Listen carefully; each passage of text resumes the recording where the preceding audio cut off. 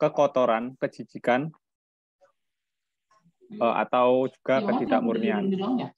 Di sini diterapkan pada 10 tahap pembusukan mayat dan yang berasal dari mereka dan pencerapan yang disebabkan oleh tanda tersebut. Nah, ini mungkin bisa dilihat Bapak Ibu. Nanti objek-objek yang akan diambil ketika kita melaksanakan Asubha Bawana itu kurang lebih seperti gambar 3 di bawah ini.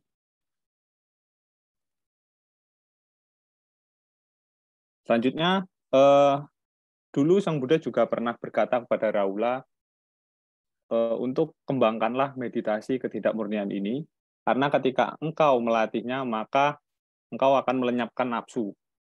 Di mana kita tahu bahwa untuk terbebas dari lingkaran sengsara sendiri, kita harus menghancurkan nafsu-nafsu tersebut. Dalam Anguttara Nikaya 4 nomor halaman 357 juga dijelaskan bahwa meditasi pada ketidakkotoran harus dipraktikkan untuk menghancurkan nafsu. Nah, ini adalah 10 bagian asubha. Yang pertama adalah udu mataka, yaitu mayat yang bengkak. Meditasi ini sangat cocok untuk mereka yang bernafsu terhadap keindahan bentuk fisik. Nah, jadi Bapak Ibu yang melekat pada fisiknya mungkin bisa menggunakan udu mata kata ini sebagai objek merenungi bahwa tubuh itu tidak akan kekal. Yang kedua adalah winilaka, mayat yang berubah warna. Ini cocok bagi mereka yang bernafsu pada keindahan kulit dan warna kulit. Yang ketiga yaitu wipubaka, mayat yang bernanah. Cocok bagi mereka yang bernafsu terhadap tubuh yang berbau harum yang dihasilkan oleh hasil dengan cara buatan seperti parfum dan wewangi-wewangian seperti itu. Yang keempat adalah wicidaka, mayat yang retak. Ini sangat cocok bagi mereka yang bernafsu terhadap keteguhan dan kekokohan tubuh. Yang kelima yaitu wikawitaka, mayat yang hancur. Cocok untuk mereka yang bernafsu mengejar kepenuhan daging di tubuh bagian seperti payudara. Yang keenam, wikitaka, mayat yang terpotong-potong. Ini cocok bagi mereka yang bernafsu terhadap gerakan tubuh yang anggun. Yang ketujuh adalah hatawitaka, yaitu mayat yang terpotong-potong. Cuman di sini bedanya ini cocok bagi mereka yang bernafsu mengejar kesempurnaan dari sendi-sendi tubuh. Yang kedelapan yaitu lohitaka atau mayat berdarah. Cocok bagi mereka yang bernafsu terhadap kecantikan yang dihasilkan oleh perhiasan-perhiasan atau perhiasan lainnya. Yang kesembilan, pulawaka, mayat yang penuh dengan cacing. Cocok bagi mereka yang bernafsu terhadap bahwa tubuh adalah aku.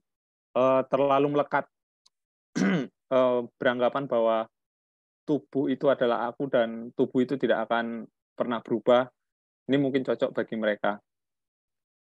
Yang ke-10 adalah atika, yaitu kerangka. Cocok bagi mereka yang bernafsu mengejar kesempurnaan gigi dan kuku.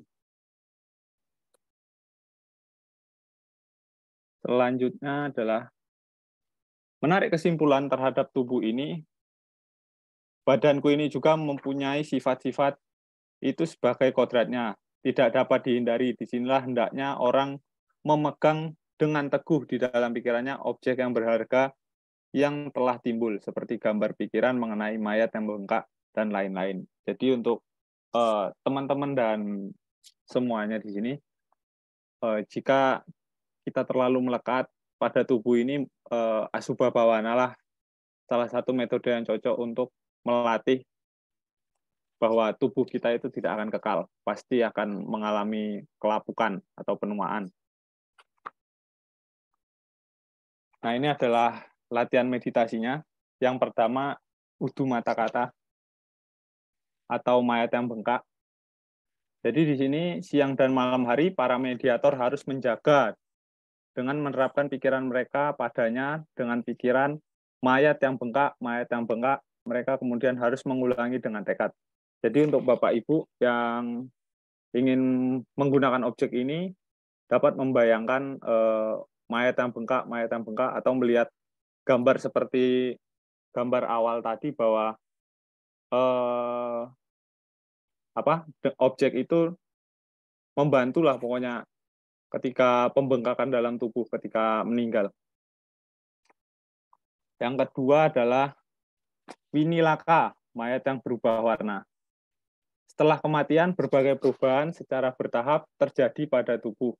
Bagian-bagian di mana daging penuh berubah menjadi merah, dan bagian-bagian di mana materi berkumpul berubah menjadi putih. Mereka yang bermeditasi pada mayat seperti ini harus menyadari bahwa tubuh materi, baik itu dari masa lalu, masa kini, atau masa depan, secara alami mengalami perubahan yang serupa masa lalu, masa sekarang, atau masa depan secara alami mengalami perubahan yang sempurna dengan mayat yang berubah warna ini.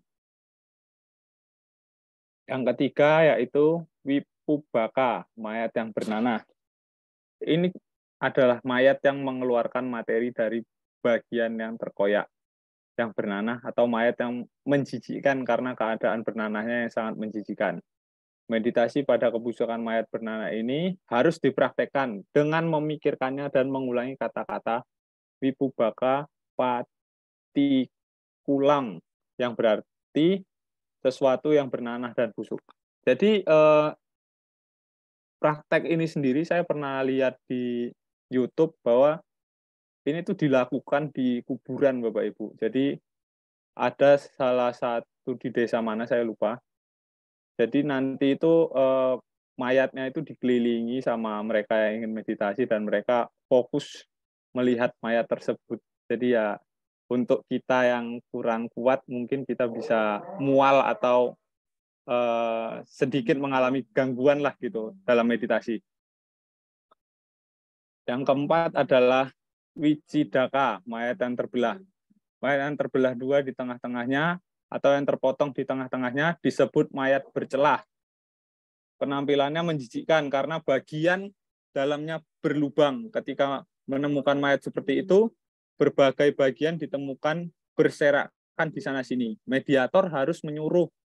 Jadi ketika ingin mengambil ini, objek yang ini, wicidaka ini, kita itu nggak bisa mengambil mayatnya itu langsung. Jadi kita harus menyuruh orang lain untuk mengumpulkan mayat ini, dan kemudian kalau nggak ada orang yang mau, kita bisa menggunakan tongkat, teman-teman.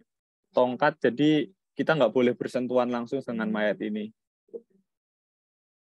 Nah, kemudian mediator harus menyuruh seseorang untuk mengumpulkan di satu tempat. Jika tidak ada bantuan seperti itu, seseorang harus melakukan sendiri dengan tongkat. Berhati-hati untuk tidak menyentuh sisa-sisa dengan tangannya. Kemudian seseorang harus mengarahkan perhatian ke arah perhatiannya, ke arah mayat yang terbelah. Mengulangi kata-kata wicidaka patikulang, yang berarti benda yang bercelah dan busuk. Yang kelima yaitu wikayitaka, mayat yang hancur. Ini adalah mayat yang hancur dan dicapik-capik oleh burung dan binatang buas pemangsa. Kalau ini mungkin ada salah satu budaya di mana itu saya lupa, yang mayatnya ditaruh di atas gunung nanti dimakan sama burung apa itu, burung yang makan bangkai itu. Mungkin ini nantinya bisa dijadikan tempat untuk meditasi dengan objek ini, wikayitaka ini. Dengan merenungkan fakta bahwa tubuh materialnya sendiri dapat mengalami nasib yang sama, dengan perasaan jijik, seseorang harus mengarahkan perhatiannya pada mayat yang hancur itu. Dengan mayat yang hancur itu, dengan mental mengulangi kata, dengan pikiran kita itu mengulangi kata-kata di dalamnya, wikayitaka patikulang, yang berarti hal-hal yang hancur dan busuk. Yang keenam selanjutnya yaitu wikitaka, mayat yang terpotong-potong. Mayat dengan anggota tubuh yang terlepas dalam proses pembusukan alamiah atau berserakan dan digerogoti oleh binatang buas pemangsa disebut mayat yang terpotong-potong. Dengan merenungkannya, seseorang harus memusatkan perhatian pada mayat yang terpotong-potong. Dalam batin mengulang kata-kata witikata patikulang yang berarti benda yang terpotong-potong dan busuk. Selanjutnya adalah hata witikata, mayat yang terpotong-potong. Ini adalah mayat yang terpotong-potong dan dipotong-potong seperti yang baru saja dijelaskan dan dapat ditemukan di tempat yang sama seperti mayat yang terpotong-potong. Jadi tempatnya itu sama seperti yang tadi, yang dimakan sama burung itu. Seseorang harus pergi ke sana dan mengambil tanda itu. Memusatkan perhatian pada dan secara mental mengulangi kata-kata hata witaka patikulam yang berarti memotong dan memotong-motong benda busuk. Yang ke-8 adalah lohitaka, mayat yang berdarah. Mayat berdarah ditemukan di tempat-tempat seperti medan perang. Kalau mungkin sekarang, kalau bapak-bapak ingin dan ibu-ibu dan teman-teman semua ingin mengambil objek ini, teman-teman semua bisa ke Rusia dan Ukraina, itu di tengah-tengahnya mungkin teman-teman bisa duduk situ meditasi, tapi saran saya jangan, karena berbahaya. Nah, ini ditemukan di tempat medan perang, berdarah karena banyak luka dengan anggota badan yang terputus dari batang tubuh, atau ditutupi dengan bisul dan abses, dari mana materi busuk sedang dibuang. Pada saat menemukan mayat seperti itu, seseorang harus mengarahkan perhatian ke arah mayat itu dan secara mental mengulang kata-kata lohitaka patikulang yang berarti sesuatu yang berdarah dan busuk. Yang ke-9 adalah pulawaka, mayat yang penuh dengan cacing. Keadaan busuk ini ditemukan pada mayat yang berumur beberapa hari ketika banyak cacing yang keluar dari berbagai lubang dari tubuhnya. Keadaan ini dapat ditemukan sama pada mayat manusia, anjing, serigala, kerbau, binatang, hewan-hewan lainnya. Seseorang harus memusatkan perhatian padanya dalam bentuk-bentuk ini. Dan batin mengulangi kata-kata pulawaka patikulang yang berarti sesuatu yang dipenuhi cacing dan hal yang membusuk. Mungkin Bapak Ibu dapat menemukan objek ini ketika ada hewan yang mati seperti tikus ataupun cicak, itu kan biasanya gampang ditemuin di tempat-tempat ini. Di rumah-rumah pun kadang kita menemukan hewan-hewan itu mati dan digerogoti oleh belatung-belatung. Nah, itu bisa menjadi objek pulawaka ini. Yang terakhir adalah atika kerangka atau kerangka. Kerangka yang dimaksud adalah kerangka tubuh dari tubuh yang digunakan sebagai objek meditasi yang busuk. Di sini subjek meditasinya yaitu kama tandha. Harus diambil baik dalam keseluruhan kerangka tulang atau dalam satu tulang. Mengambil tanda di salah satu dari ini. Seseorang harus fokus padanya secara mental mengulangi atika patikulang atau atika patikulang. Nah, ini tadi yang ke-10 itu cocok bagi mereka yang bernafsu mengejar kesempurnaan gigi dan kuku. Jadi mungkin kalau untuk kuku dan gigi mungkin kebanyakan untuk teman-teman wanita kan yang biasanya pedicure itu. Mungkin teman-teman bisa dipikirkan kembali untuk itu. Selanjutnya itu Anapanasati. Anapanasati. Anapanasati sendiri adalah meditasi dengan perhatian penuh pada pernafasan. Subjek asli dari meditasi. Jadi ini adalah meditasi pertama yang digunakan Sang Buddha untuk mencapai penerangan sempurna. Di bawah pohon Bodhi sebagai jalan menuju jana tertingginya. Pangeran Siddhartha pertama kali mencapai jana dengan menggunakan meditasi Anapanasati. Itu tertulis di Majjhima Nikaya nomor 36. Dan Anapanasati adalah praktik yang beliau gunakan di bawah pohon Bodhi sebagai jalan menuju jalan tertingginya. Dan itu juga tertulis dalam Majjhima Nikaya nomor 4. Anapanasati sendiri dibagi menjadi dua, yaitu samadhi dan metode vipassana.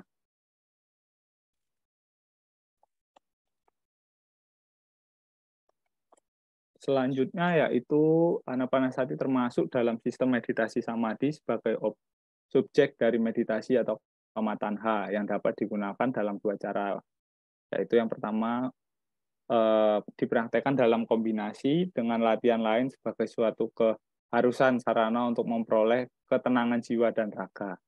Yang kedua yaitu dari 40 subjek meditasi, anapanasati adalah salah satunya yang cocok bagi mereka yang berpikir imajinatif atau bagi mereka yang pikirannya terus-menerus terganggu oleh emosional sensori. Nah, ini adalah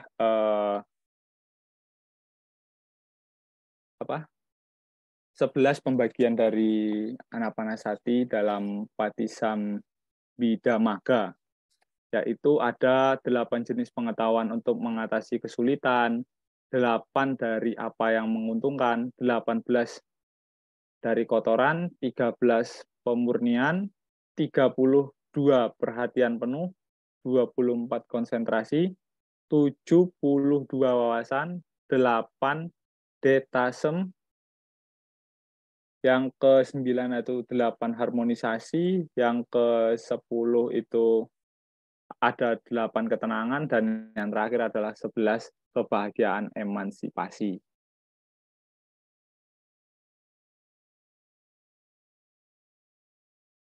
Nah, ini adalah langkah-langkah yang pertama yang dapat diterapkan oleh Bapak Ibu ketika ingin melakukan meditasi ini. Yang pertama yaitu saat menarik nafas panjang, seseorang memahami sepenuhnya, saya menarik nafas panjang. Sambil menghembuskan nafas panjang, seseorang penuh memahami, saya hembuskan nafas panjang. Jadi, selalu sadar Bapak Ibu, ketika kita melakukan meditasi ini, kita selalu sadar ketika kita menarik nafas, kita sadar bahwa kita sedang menarik nafas, dan ketika menghembuskannya pun, kita harus sadar bahwa kita sekarang lagi menghembuskan nafas.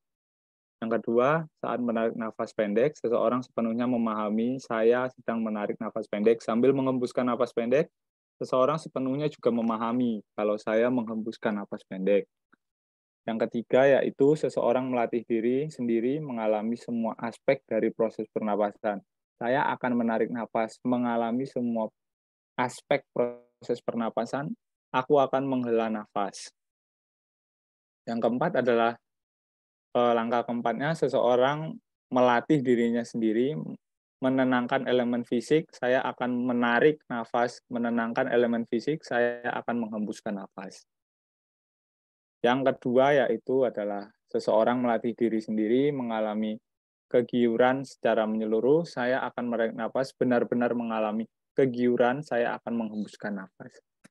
Langkah yang keenam, seseorang melatih dirinya sendiri, benar-benar mengalami kebahagiaan, saya akan bernafas, dan benar-benar mengalami kebahagiaan, saya akan menghembuskan nafas. Yang ketujuh adalah seseorang melatih dirinya sendiri, benar-benar mengalami bagaimana elemen-elemen mental, kondisikan pikiran, saya akan menarik nafas, benar-benar mengalami bagaimana mental elemen mengkondisikan pikiran, saya akan menghembuskan nafas.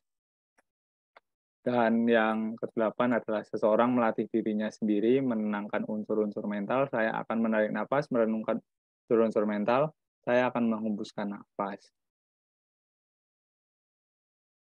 Yang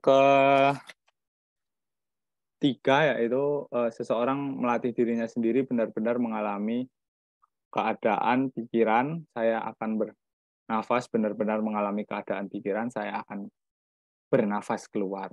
Seseorang melatih diri sendiri menyenangkan pikiran, saya akan menarik nafas, menggembirakan pikiran, saya akan menghembuskan nafas.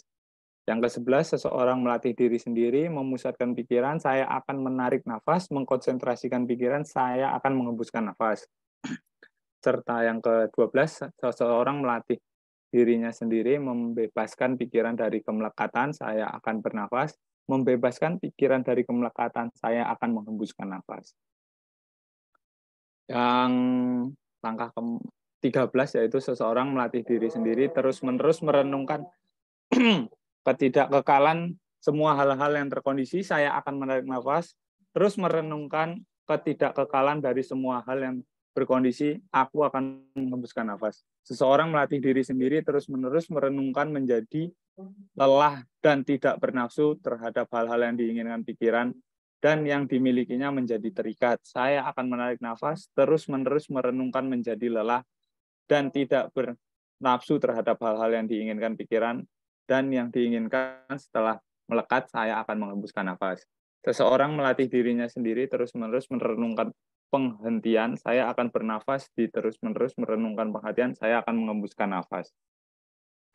Serta yang ke-16, seseorang melatih diri sendiri terus-menerus merenungkan lemparan ke belakang segala sesuatu ke tempat asalnya.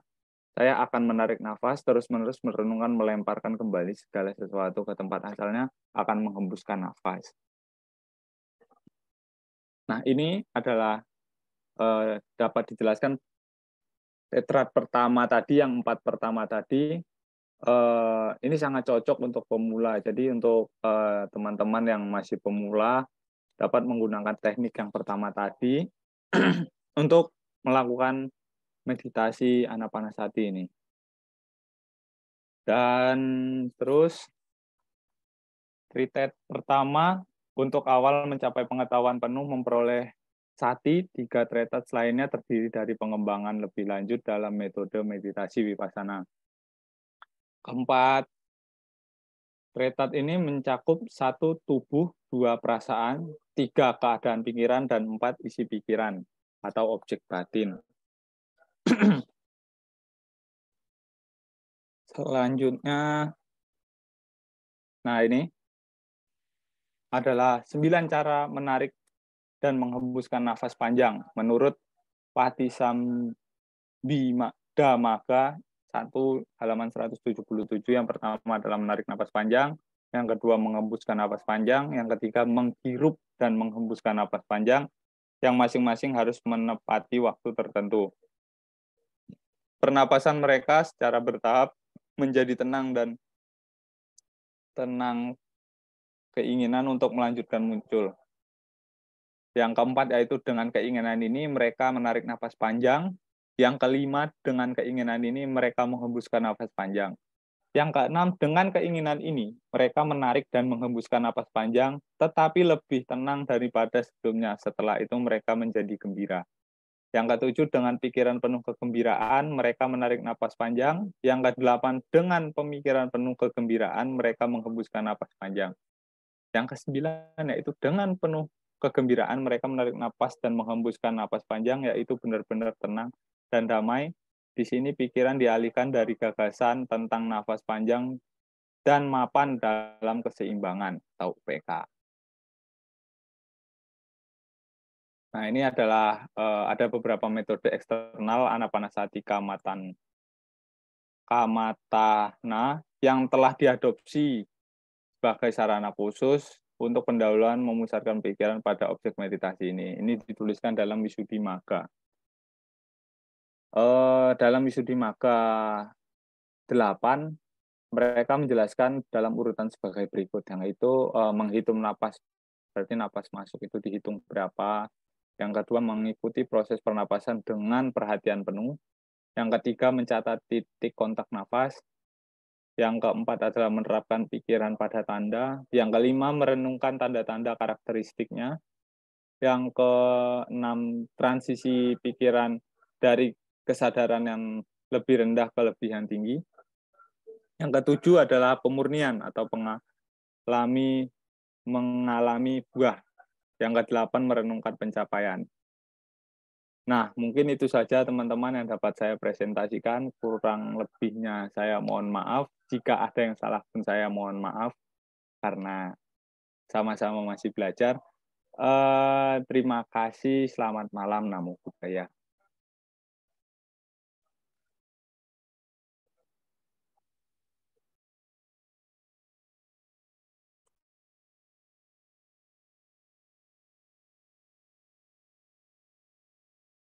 Selamat malam, Bapak Ibu Romo Ramani semuanya.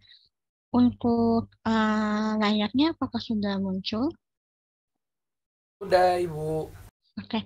Mohon maaf ya sebelumnya Bapak Ibu Romo Ramani, saya izin matiin kamera karena dari tadi suaranya Mas Arya juga fokus-fokus, saya takutnya nanti sinyalnya nggak stabil. Nah, saya akan lanjut untuk pembahasannya. Kita di sini sistemnya diskusi ya.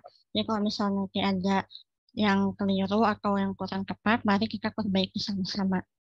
Nah, di sini saya akan membahas mengenai Kasina Bawana.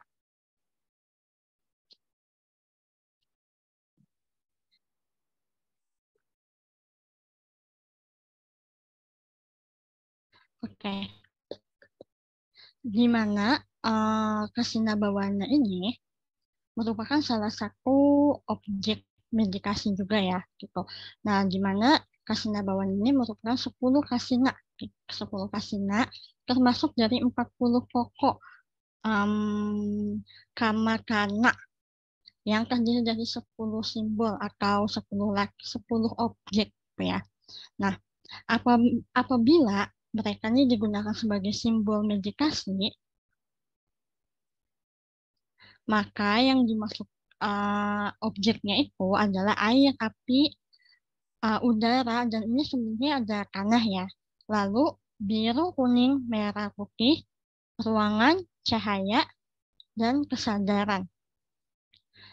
Sorry. Nah, kalau misal secara harafiah, arti kasina sendiri ini merupakan dari seluruh atau keseluruhan.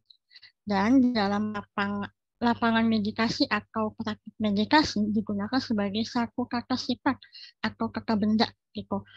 Kalau saya pribadi sih lebih sering mendengar biasanya ini disebut sebagai 10 wujud benda gitu ya, 10 wujud benda atau 10 wujud objek meditasi gitu. Nah, di sini ya apabila digunakan sebagai istilah teknik dalam kitab suci, kasina mempunyai 3 pengertian. Nah, pertama ini adalah mandala, di mana mandala ini adalah lingkaran yang digunakan sebagai suatu alat, gitu ya, suatu alat atau pembantu, gitu. Maksudnya alat atau objek, gitu ya, untuk membantu dalam melakukan meditasi itu sendiri. Lalu kedua ini adalah nimika, tanda atau gambaran batin yang diperoleh dari perenungan terhadap simbol yang digunakan. Nah, ketiga ini adalah jana, pencapaian konsentrasi terhadap yang diperoleh dari nimika itu sendiri. Nah, jadi pada dasarnya 3 poin ini, mandala, nimika, dan jana itu apa namanya? Saling berhubungan gitu ya. Jadi saling berhubungan, tidak tidak bisa dipisahkan gitu.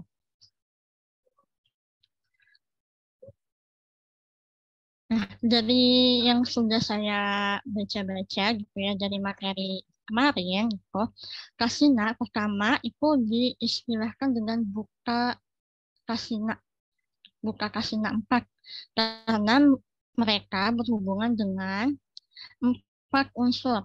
Nah, atau maha buka 4. Di sini 4 unsur yang dimaksud itu adalah tanah, air, api, dan udara.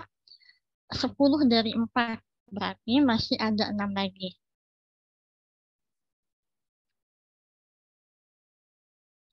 Nah, lalu 4 berikutnya ini adalah warna kasina.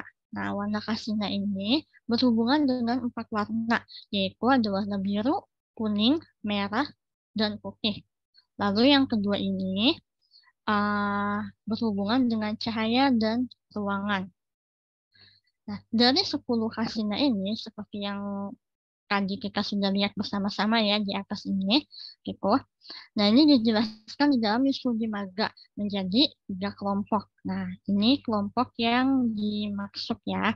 Jadi 4 unsur atau mahabuka 4 ini adalah Patawi kasina, wujud tanah, Apo kasina, wujud air, Tejo kasina, wujud api, Wayo kasina, wujud udara.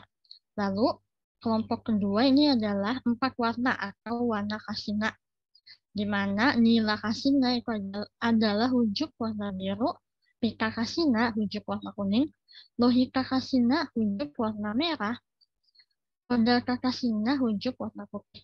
Lalu kelompok 3 ini ada aloka dan akasa, di mana aloka kasina ini adalah wujud cahaya. Akasa kasina ini adalah wujud ruangan.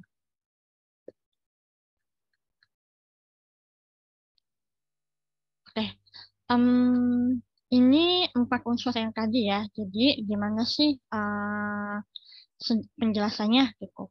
Jadi kalau misal Pakawi Kasina kan tadi kita tahu ya, sama-sama kita tahu ini adalah wujud tanah gitu.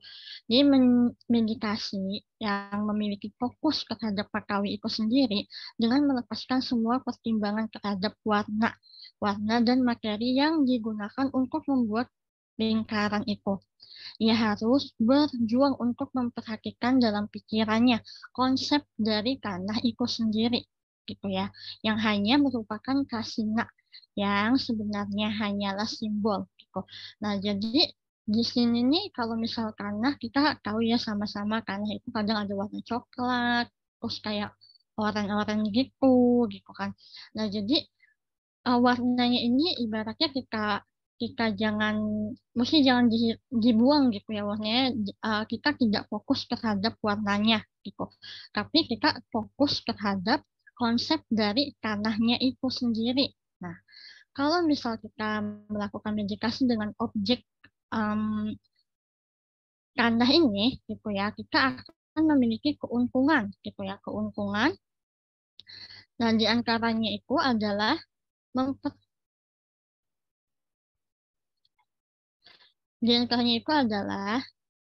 mampu memperbanyak diri dari satu menjadi lebih banyak. Mungkin kalau sekarang tuh sering didengar cloning ya kalau ini ya.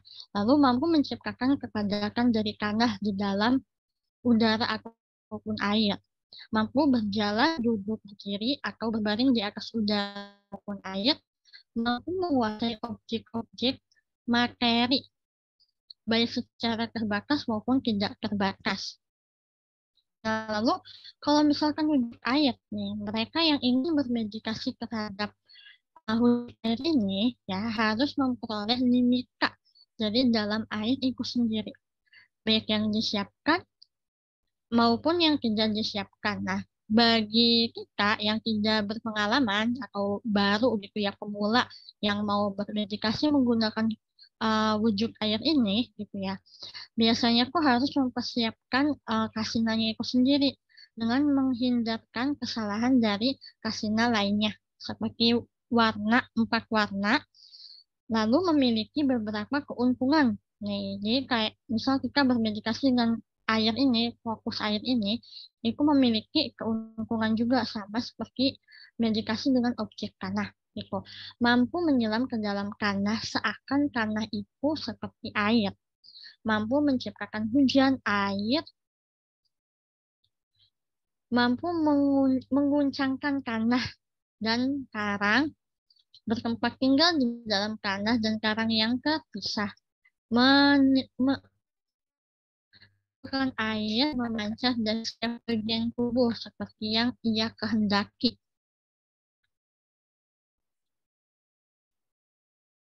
Nah, lalu Keido Kasina ini adalah meditasi dengan objek wujud api. Mereka yang ingin memperhatikan Keido Kasina, simbol api ini harus memperoleh nimika dalam api, baik yang dipersiapkan atau yang tidak dipersiapkan.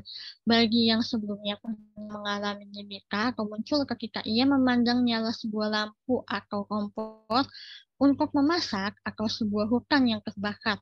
Jadi pada objek ini gitu ya, di sini kan kayak dikasih ini bisa dipersiapkan atau tidak dipersiapkan gitu. Nah, kalau misal dipersiapkan kok ya yang pernah saya pelajari ya kayak waktu itu kok ini sejauh yang saya ingat ya Bapak Ibu, dulu kok pernah saya diajari menggunakan objek api ini gitu. Nah, jadi saat meditasi kok kita dikasih apa namanya lilin gitu, kayak di depannya ditaruh lilin gitu. Nah, kita diminta untuk kayak memandang si apinya ini gitu, lalu pejamkan mata perlahan-lahan sambil memfokuskan pikiran kita terhadap api ini gitu sebagai salah satu objek utamatika. Nah, gitu sih kalau biasanya kalau misal dipersiapkan objeknya. Nah, kalau misal meditasi menggunakan objek api ini, kita juga akan memiliki ya keuntungan. Nah, salah satu keuntungannya itu adalah menimbulkan asap ke setiap bagian tubuh kita. Gitu. Dengan panas yang membakar dari badan dapat menguasai panas, lalu ia dapat menyebabkan segala sesuatu yang terbakar, maksudnya kayak sesuatu kok bisa terbakar dengan tiba-tiba gitu. Menciptakan suatu sinar untuk melihat bentuk-bentuk seakan datang dewa. Di saat kematian, ia dapat membakar tubuhnya sendiri karena panas dalam badannya. Lalu wujud udara. Mengambil kasina udara dengan memandang pada pohon tebu atau tanaman lainnya dengan daun-daun yang melebat, pohon bambu atau sebuah pohon yang berdiri sejajar dengan pucuk yang bergoncang karena pergerakan dari udara. Ia terutama harus mencatat titik di mana angin itu menyentuh dan mengambil bagian ini sebagai simbol. Nah, apabila ia mengambil udara yang menyentuh jasmaninya, yang harus melalui jendela atau suatu lubang di dinding, ia harus mencatat bagian jasmani yang disentuh oleh angin itu sendiri. Nah, kalau meditasi ini maksudnya objek meditasi ini kita gunakan gitu ya dengan baik dan benar, ya, kita juga akan memperoleh keuntungan menggerakkan diri seperti layaknya angin, menyebabkan angin menghembus dan dimanapun ia inginkan, menyebabkan suatu barang berpindah dari tempat satu ke tempat lainnya. Nah, itu untuk maha buta 4. Lalu warna kasina atau 4 warna. Nah, di mana ini tadi terdapat warna biru, kuning, merah, dan putih. Warna kasina dapat diperoleh dari nimika dalam bunga atau kain atau dalam suatu unsur yang berwarna seperti batu atau logam. Nah, jadi untuk 4 warna ini dari yang saya baca, ya, ini prosesnya, ya, itu satu dengan yang lain kok sama gitu. Jadi untuk memunculkan warna biru, kuning, merah maupun putih itu kita bisa memandang sebuah unsur gitu ya, memandang sebuah unsur yang memiliki warna seperti batu gitu, kajikan logam dan lain sebagainya gitu. Dan memusatkan pikiran terhadap warna yang ingin kita gunakan sebagai objek meditasi kita gitu ya. Nah, dari masing-masing warna ini sebenarnya memiliki masing-masing keuntungan kalau misal kita praktikkan dengan baik, seperti warna biru. Bila mana kita bermeditasi menggunakan objek warna biru ini, ya, itu akan muncul keuntungan mencari dunia dalam batas kemampuan dengan warna biru, menciptakan bentuk-bentuk biru itu sendiri, menimbulkan kegelapan, memperoleh kemampuan terhadap objek-objek yang berwarna biru, baik yang bersih maupun yang tidak bersih. Nah, kalau misalnya yang warna kuning,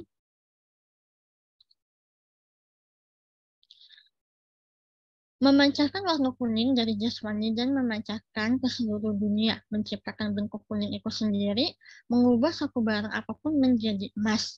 Lalu kalau misalnya warna merah, menunjukkan merah dengan cara yang sama seperti warna-warna pada sebelumnya, memperoleh penguasaan serta kebebasan dengan kegiuran. Lalu kalau misal putih, menciptakan bentuk-bentuk putih itu sendiri, merasakan ngantuk, kemalasan, dan kelambatan. Rati, masih ada beberapa bab kan? Ya, baik Pak. Mengusir kegelapan,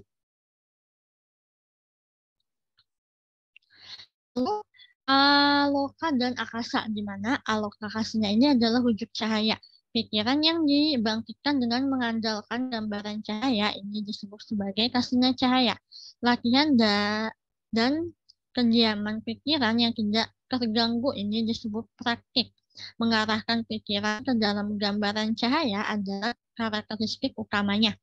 Tidak meninggalkan persepsi cahaya adalah fungsinya. Pikiran yang tidak terpecahkan adalah penyebab langsungnya. Orang yang melatih kasina cahaya menangkap gambar cahaya yang tepat dan dipersiapkan atau tidak dipersiapkan. Nah, jadi kalau misal kasina cahaya ini, biasanya kok kalau misal cahaya ini kayak kita pagi-pagi kok bisa menggunakan cahaya matahari yang dia tuh tembus dari sudut pintu atau sudut jendela. Biasanya kita bisa menggunakan objek itu untuk melakukan meditasi gitu. Lalu akasa kasina atau wujud ruang dalam kasina ruang itu ada dua jenis. Yang pertama ada ruangan yang terpisah dari bentuk, yang kedua ada ruangan yang tidak terpisah dari bentuk. Ada dua manfaat utama sebagai berikut. Seorang mampu melewati halangan seperti dinding, gunung, dan sejenisnya. Aktivitas jasmaninya tidak terhalang dan ia menjadi tidak merasa takut. Orang yang mempraktikkan kasina ruang menangkap gambar dalam ruangan yang alami ataupun dipersiapkan. Nah, dalam Anguttara Nikaya 3.36, orang yang tidak sesuai untuk meditasi kasina ini, individu-individu yang diikuti oleh kama-kama buruk. Perbuatan-perbuatan jahat yang menghancurkan 5 garuka kama atau pengaruh-pengaruh kama dari kehidupan yang lampau. Dan mereka yang bersifat ragu-ragu, kurang akan kemauan, tidak mau untuk berusaha, dan bodoh alami, tidak mampu untuk menetapkan kepastian, kesuksesan, dan keadaan yang bersifat suci. Nah, jadi tidak ada orang dari jenis yang telah disebutkan di atas akan berhasil mencapai hasil yang sempurna atau maksimal. Gitu. Nah, hanya mereka yang memiliki sifat-sifat dari keyakinan, kebijaksanaan, dan ketenangan hati yang teguh yang akan berhasil gitu. Bila mana menggunakan objek ini. Gitu. Oke, mungkin sekian dari paparan saya. Bisa dilanjut dengan yang lain. Terima kasih.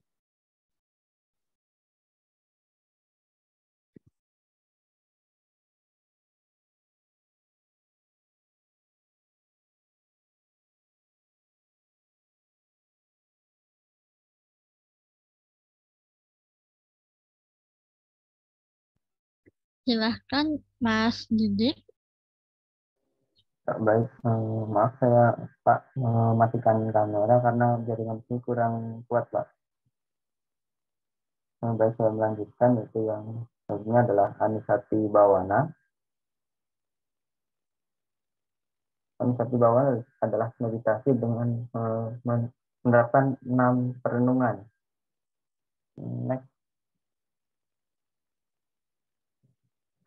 6 perenungan ini yaitu perenungan terhadap Buddha, Dhamma, Sangha, moralitas atau sila, kedermawanan atau saga, dan yang keenam adalah makhluk surgawi atau dewata.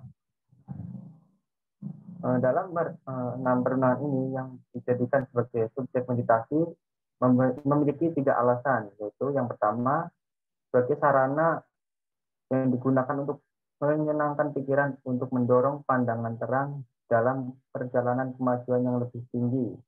Yang kedua, memberikan perlindungan dan pertahanan terhadap bahaya dan ketakutan yang mungkin akan muncul ketika seseorang bermeditasi yang dilakukan di tempat-tempat sepi, hutan, kuburan, atau tempat-tempat yang lainnya.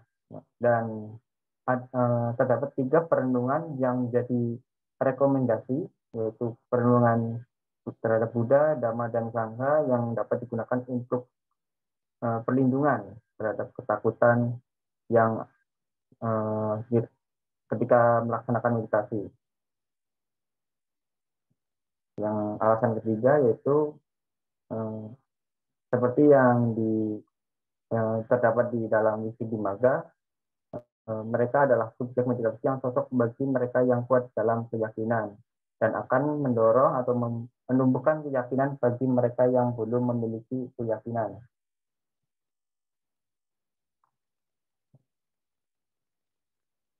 Dan meditasi pada 6 perenungan ini merupakan persiapan yang perlu bagi seorang calon meditator.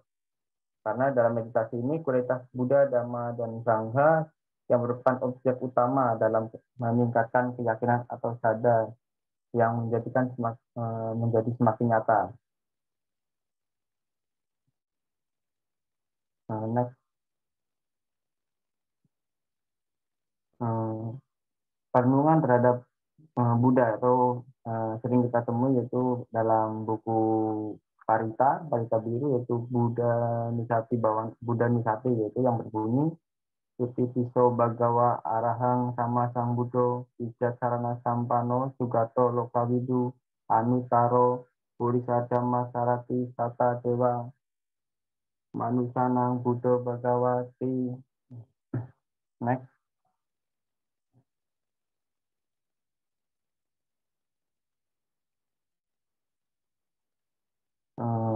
Arahang atau Arahang ini adalah perenungan yang untuk mengingatkan kita bahwa Sang Buddha telah mencapai tingkat arahat atau kesucian tertinggi, yaitu bahwa seorang yang telah mencapai arahat yaitu dapat dikatakan yang pertama dijauhkan dari segala keburukan. Yang kedua, telah memusnahkan musuh, yaitu dia telah membunuh musuh keserakahan, yaitu loba, dosa, dan moha dalam dirinya. Yang ketiga, telah memotong kata atau jari-jari arah atau roda samsara yang bagian tengahnya terbuat dari ketidaktahuan atau awija dan nafsu keinginan akan keberadaan bawah tanha, dan jari-jarinya adalah unsur-unsur penyusunan samsara yang tepinya adalah kebusukan atau jara dan kematian atau marana yang porosnya terbuat dari penyebab yang menghasilkan noda-noda atau awasa, dan yang tubuhnya adalah kehidupan perangkap tiga atau tibawa dan dikasih pohon putih dengan kekuatan moralitas atau sila dan pengetahuan atau banyak, dia menghasilkan semua jari-jari roda ini. Oleh karena itu dia disebut dengan arahat. Yang keempat, telah layak menerima persembahan terbaik, dihormati oleh makhluk-makhluk surgawi atau dewata dan manusia, dan diberi penghormatan tertinggi. Dan yang kelima, tidak melakukan kejahatan apapun, bahkan secara sembunyi-sembunyi atau disebut dengan raha, dan seperti biasanya duniawi atau pujana. Next. Kelompok ini 10 menit lagi ya.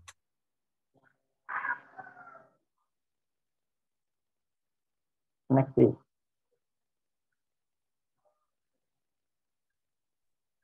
Halo, ini udah di next, Mas. Halo, Mas Didi. Jaringannya yang lag nih. Ya. Ini saya share screen sudah ada belum ya? Belum. Udah. Belum. Hah? Di kelima ya? Masih arahan. Kelima. Masih arahan sih. Ya, di saya juga masih arahang. Sama. Yang ini sekarang udah belum? Belum. Masih sama, Mas. Ya.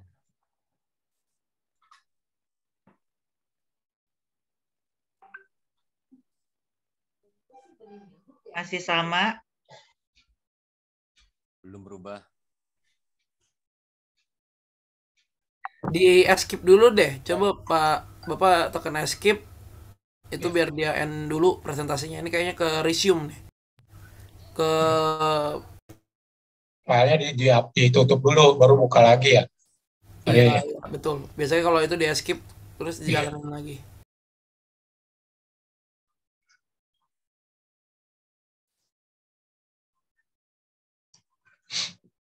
Udah belum ya, teman-teman? Belum, masih tampilan folder. Double klik mungkin, Pak. Ah, kok belum lagi? Belum.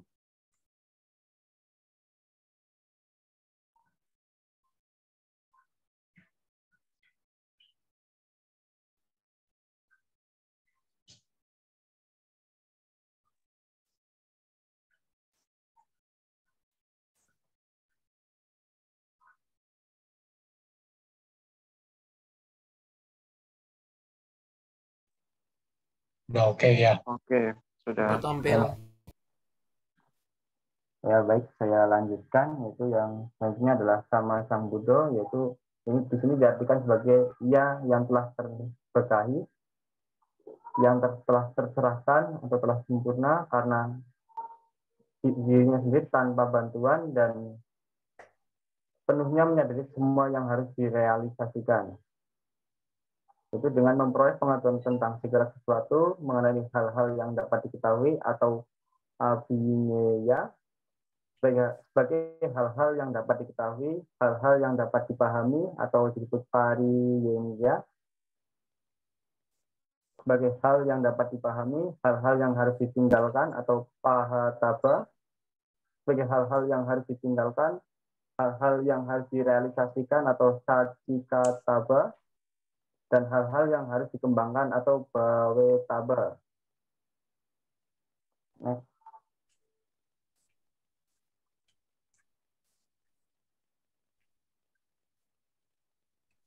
Next.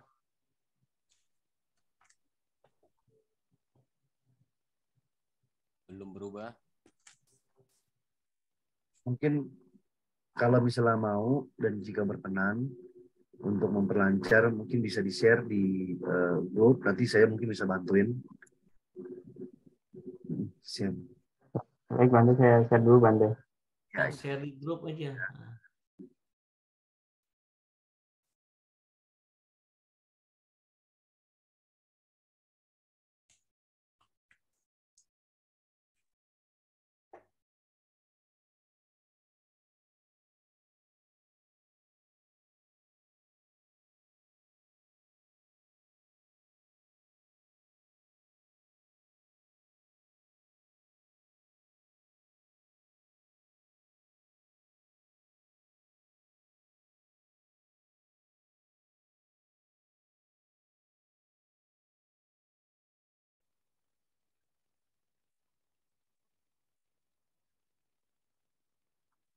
Slide yang ke-6, Bante. Ya. Baik, saya lanjutkan. Yang selanjutnya adalah Wijacarana Sampano, yaitu terdiri dari tiga pengetahuan yang terdiri dari pengetahuan tentang kehidupan sebelumnya, pengetahuan tentang kematian atau kelahiran, pengetahuan tentang kehancuran, dan noda-noda atau awasa. Selain itu, pengetahuan terdapat juga pengetahuan berluas 8 yang dijelaskan dalam Abhata Sutta atau kebanggaan kelahiran dan kematian, kebanggaan kaya dan kejatuhannya, yaitu yang pertama pengetahuan pandangan terang, kekuatan batin dari pikiran, berbagai jenis kekuatan batin, keempat mata ilahi, kelima telinga ilahi, keenam kemampuan membaca pikiran orang lain, ketujuh kemampuan untuk mengingat keberadaan sebelumnya, dan yang kedelapan hancurnya noda-noda atau awasa. Perilaku atau sarana terdiri dari 15 prinsip etika, yaitu yang pertama pengendalian moral, pengendalian indera, moderasi dalam makan, kewaspadaan atau kesadaran, iman atau keyakinan, harga diri atau rasa malu moral, hati nurani atau ketakutan moral, pembelajaran yang hebat, energi, perhatian penuh, kebijaksanaan, penyerapan pertama, penyerapan kedua, penyerapan ketiga, dan penyerapan keempat.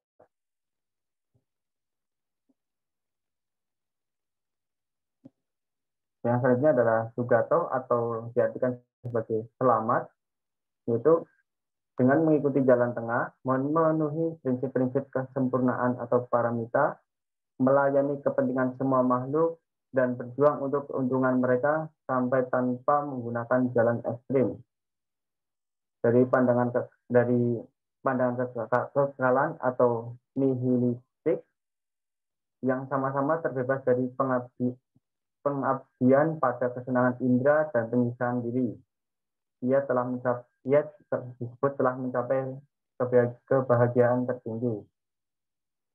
Yang selanjutnya Lokawidu, yaitu karena yang terkait telah mengetahui dalam segala aspek beliau, maka Sang Buddha disebut sebagai Lokawidu, yaitu yang telah mengetahui dunia karena dia telah mengetahui dan memahami dunia, sifat intrinsiknya, asal-usulnya, penghentiannya, dan sarana penghentiannya. Hal ini juga terdapat dalam Samyutta Nikaya 1 halaman 62 dan Anguttara Nikaya 2 halaman 48. Yang selanjutnya Anuttara Purisa Dhammasarati, yaitu karena kenyataan bahwa tidak ada makhluk yang lebih bajik daripada dia, yaitu ada Sang Buddha. Tidak ada yang lebih tinggi dari yang terberkahi, oleh karena itu dia disebut Anuttara, tak tertandingi. Dalam kualitas bajik, dia melampaui seluruh dunia, dan dalam kemampuan konsentrasi atau samadhi, kebijaksanaan atau banyak, pembebasan atau pembebasan atau wimuti, dan pandangan terang ke dalam pengetahuan pembebasan atau wimuti nana dasana. Tidak ada yang menyamainya. Selanjutnya, Sata Dewa Manusana, dia mengajarkan makhluk-makhluk sesuai dengan karakter mereka dengan memperhatikan apa yang baik bagi mereka dalam kehidupan ini dan di masa depan. Sebagai guru atau sata, beliau seperti pemimpin. Selanjutnya Buddha, yaitu Buddha yang telah tercerahkan, yang telah terbangun, dan dia telah mencapai penerangan tertinggi. Dan itu adalah yang pertama dan utama dari semua nama. Dia sendiri telah memahami empat keberadaan mulia atau Arya Sasa, dan dia juga telah menjelaskan makna kepada yang lain atau telah mengajarkan tentang empat keberadaan mulia ini. Selanjutnya Bhagawa. Menurut Mahanidesa halaman 143, Bhagawa bukanlah nama yang diberikan oleh orang tua atau kerabat. Ini diberikan kepada para Buddha yang telah tercerahkan setelah mencapai kemahatauan. Mereka dikasih pohon Bodhi sebagai sebutan untuk diterapkan ketika emansipasi lengkap tercapai. Bhagawa juga memiliki arti tersirat. Dia telah menghancurkan, yaitu dia yang telah melepaskan semua keterikatan, melenyapkan semua penyebab nafsu, dan menghancurkan semua belenggu atau samyojana, yaitu keberadaan samsara. Selanjutnya, Udanisati Metaka Asubha Maranasati Itima Saturaka Diku Bayeya Silawa, yaitu perenungan Buddha atau Budanisati, cinta kasih atau meta, dan ke-10 kemurnian atau asubha, dan perhatian terhadap kematian atau maranasati, dan ini adalah 4 perlindungan. Jika seorang biku mengembangkannya, dia akan berbudi luhur. Selanjutnya, Dhammanusati Bhawana, yaitu terdapat 3 dhamma, yaitu yang pertama pariyati yang harus dipelajari, pati-pati yang harus dipraktekkan, patiweda apa yang harus ditembus atau dicapai. Dan pelatihan yang sebenarnya harus diikuti, yaitu yang pertama pelatihan moral, 2 konsentrasi, 3 kebijaksanaan, dan ketiga hal ini harus dipraktekkan. Selanjutnya, Swakato Bhagawata Dhammo Sanditiko Akaliko Ehipasiko Opanayiko Pasatang Weditako Winyuhi Iti, yaitu Dhamma Sang Bhagavat telah dibabarkan dengan baik untuk dilihat di sini, dan saat ini segera efektif mengundang seseorang untuk datang dan lihat, menuntut ke dalam untuk direalisasikan oleh para bijaksana masing-masing untuk dirinya sendiri. Next.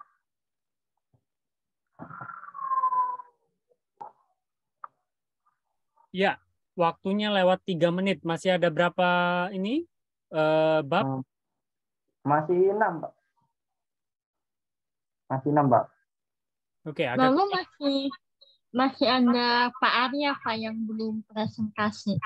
Ya, poin-poinnya jangan dibaca ya. Presentasi itu namanya PowerPoint, berarti saudara-saudara harus menjelaskan poin-poin penting yang mau disampaikan. Jangan dibaca nanti kita baca satu buku jadinya, ya. Ya, Pak. Ya, lanjut. Ya. Selanjutnya ada Swakato Bhagawata Dhammo, yaitu suatu kemurnian dan kelengkapan ajaran yang mencakup aspek variasi dan patiweda.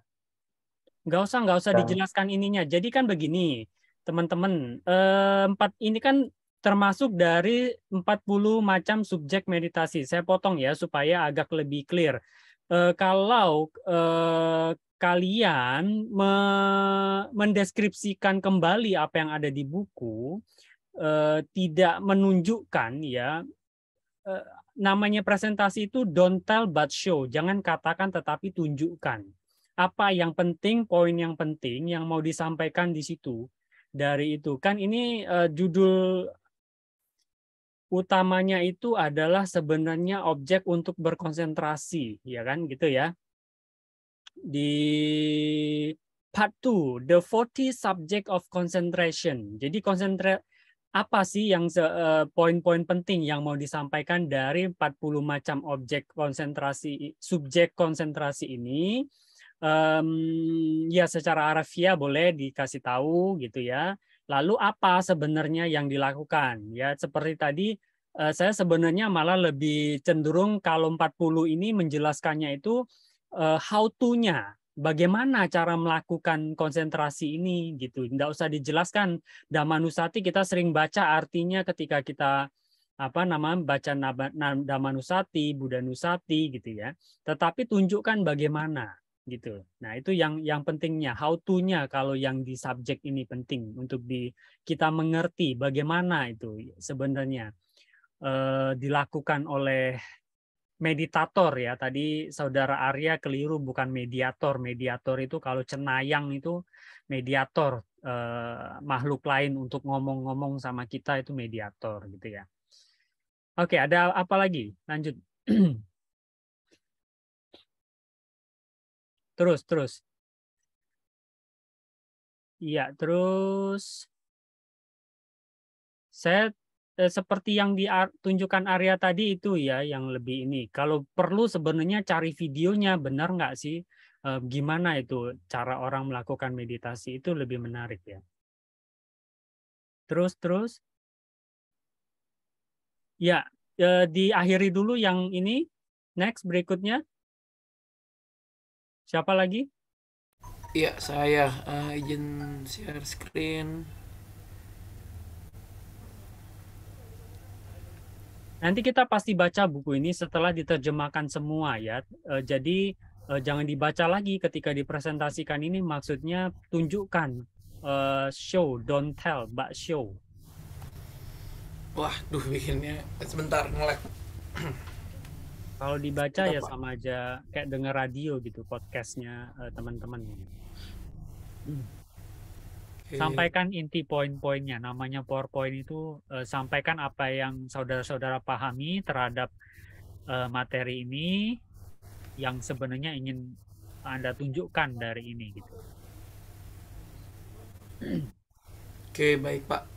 Oke, selanjutnya ini ada Marana Santi Bawana. Secara singkat, meditasi ini adalah tentang kematian ya. Sebagai praktik terpisah di Anugerah Nikaya gitu ya, dengan nama Marasanti Bawana. Materi ini kepada sebenarnya termasuk meditasi dari Vipassana itu sendiri gitu kan. Karena para siswanya mengembangkan sambil memegang persepsi ketidakkekalan atau anicca dan duka tanpa dan anatta yang terakhir untuk meditasi kematian ini. Oke, meditasi kematian tentang kematian adalah salah satu 4 objek dari kamata yang paling cocok dan cenderung ya dari perenungan Anussapati seperti yang ditemukan dalam Visuddhimagga, meskipun di antara umat Buddha saat ini populer dari Marana Sanutpati Bawana muncul dalam Kano Pali serta dalam Visuddhimagga. Oke, ini ada definisinya, mungkin bisa nanti dibaca. Di sini ada beberapa ini yang pertama itu ada Samuceda Marana atau lenyapnya kehidupan sepenuhnya. Yang kedua itu ada Kanika Marana atau kematian sesaat. Yang ketiga yang dikenal dengan Samuti Marana yaitu kematian benda-benda mati. Next, nah kematian yang dimaksud ini yang pertama itu ada kematian pada waktunya atau kala marana. Selanjutnya ada akala marana atau kematian sebelum pada waktunya. Dan ada yang pertama kematian tepat waktu ada 3. Yang pertama itu ada pelenyapan jasa ataupun nakana. Terus yang kedua ada ayukaya, dan yang ketiga adalah apa yang datang melalui pelenyapan kama dan masa kehidupannya.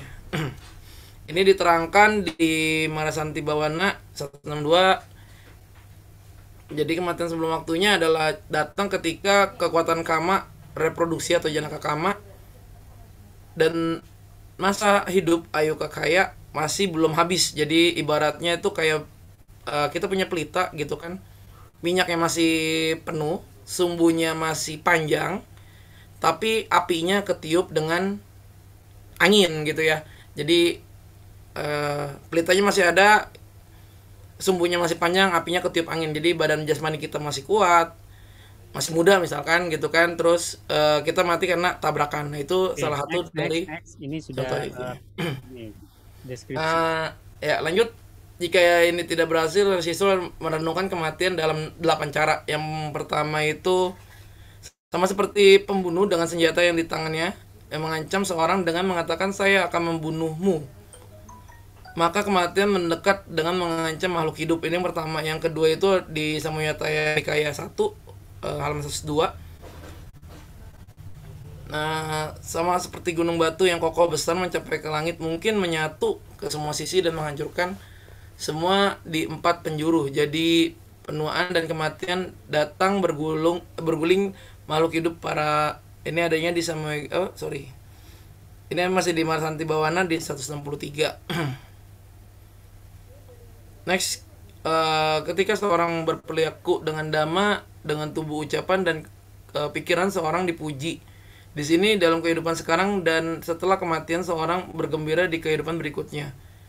Ini harus diingatkan menyimpulkan seorang dari kematian orang lain. Nah, semua orang di masa lalu yang memiliki ketenaran, kekayaan, jasa, kekuatan dan pengetahuan yang luar biasa telah meninggal dalam kematian. Mereka mencapai puncak kemajuan spiritual seperti para Buddha dan Paceka Buddha. Bagaimanapun kematian adalah keniscayaan karena tubuh ini tunduk pada semua penyebab kematian seperti berbagai macam penyakit yang diterangkan di Anugerah Nikaya 3 di 306. Nah, di sini para biku, seorang biku ketika siang telah berlalu dan malam telah tiba, merelevasikan sebagai berikut. Banyak kemungkinan penyebab kematian. Seekor ular mungkin menggigit, seekor kalajengking mungkin menyengat, seekor laba-laba mungkin menggigitku, dan sebagainya. Ini perenungannya. Selanjutnya di proses pernapasan berhenti. Nah ini kalau ini ya penerangan kalau kita meninggal seperti ini kurang lebihnya. Jadi napasnya mulai berhenti gitu kan. Sekali lagi kehidupan berjalan jika didukung oleh pengguna 4 unsur secara teratur. Kelebihan salah satunya menyebabkan vitalitas melemah. itu juga membutuhkan suhu panas dan dingin tertentu. Panas atau dingin yang berlebih bisa berakibat fatal. Ya, kehidupan hanya bertahan selama urutan yang menyebabkan kematian. Hidup juga perlu ditopang oleh makanan, jika tidak akan gagal. Jadi kematian harus diingat dengan mempertimbangkan kelemahan hidup dan ketergantungan pada hal-hal ini. Kehidupan di dunia ini karena tidak dapat ditentukan dari segi waktu, tempat, atau takdir. Demikian yang dikatakan di Sutta Nipata Sala Sutta 574 sampai 575. Nah, hidup ini tidak dapat diprediksi ya.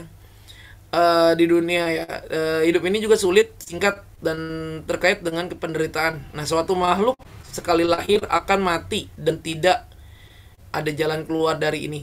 Ketika usia tua tiba, atau sebab lain, jangan ceramain Bante di sini. Bante ceramain ini, jadi nggak usah diceramain. Oke, baik.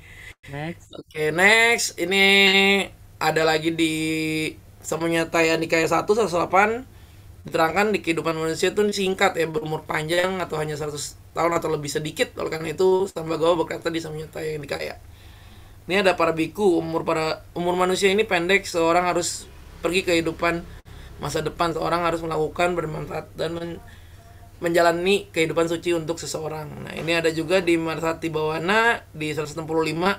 Ya, telah lahir menghindari kematian. Seorang yang berumur panjang, para biku hidup hanya setahun. Next. Nah, ini ada lagi sebenarnya kehidupan singkat ya. Terus ada 3 pemikiran di sini. Yang pertama ada timbul atau upada, 2 durasi atau titi, dan 3 itu berhenti atau bangga. Nah, hidup hanya bertahan untuk saat yang ada. Oleh karena itu makhluk dikatakan hanya ketika titi ada dalam hubungan syair berikut dikutip di Visuddhimagga. Nah, ini mungkin kutipannya. Dan ada di Anukaya Nikaya 4 halaman 318. Para siswa yang mengabdikan diri meditasi ini waspada dan tidak senang dengan keberadaan fenomenal. Mereka menyerah, mendambakan kehidupan, dan mereka menghindari perbuatan jahat. Nah, ini ada anicca, dukkha, anatta. Terakhir adalah kalau gagal mencapai keabadian yang itu nibbana ya. Nah, ini kayaknya udah terakhir. Selanjutnya ada lagi yang kedua.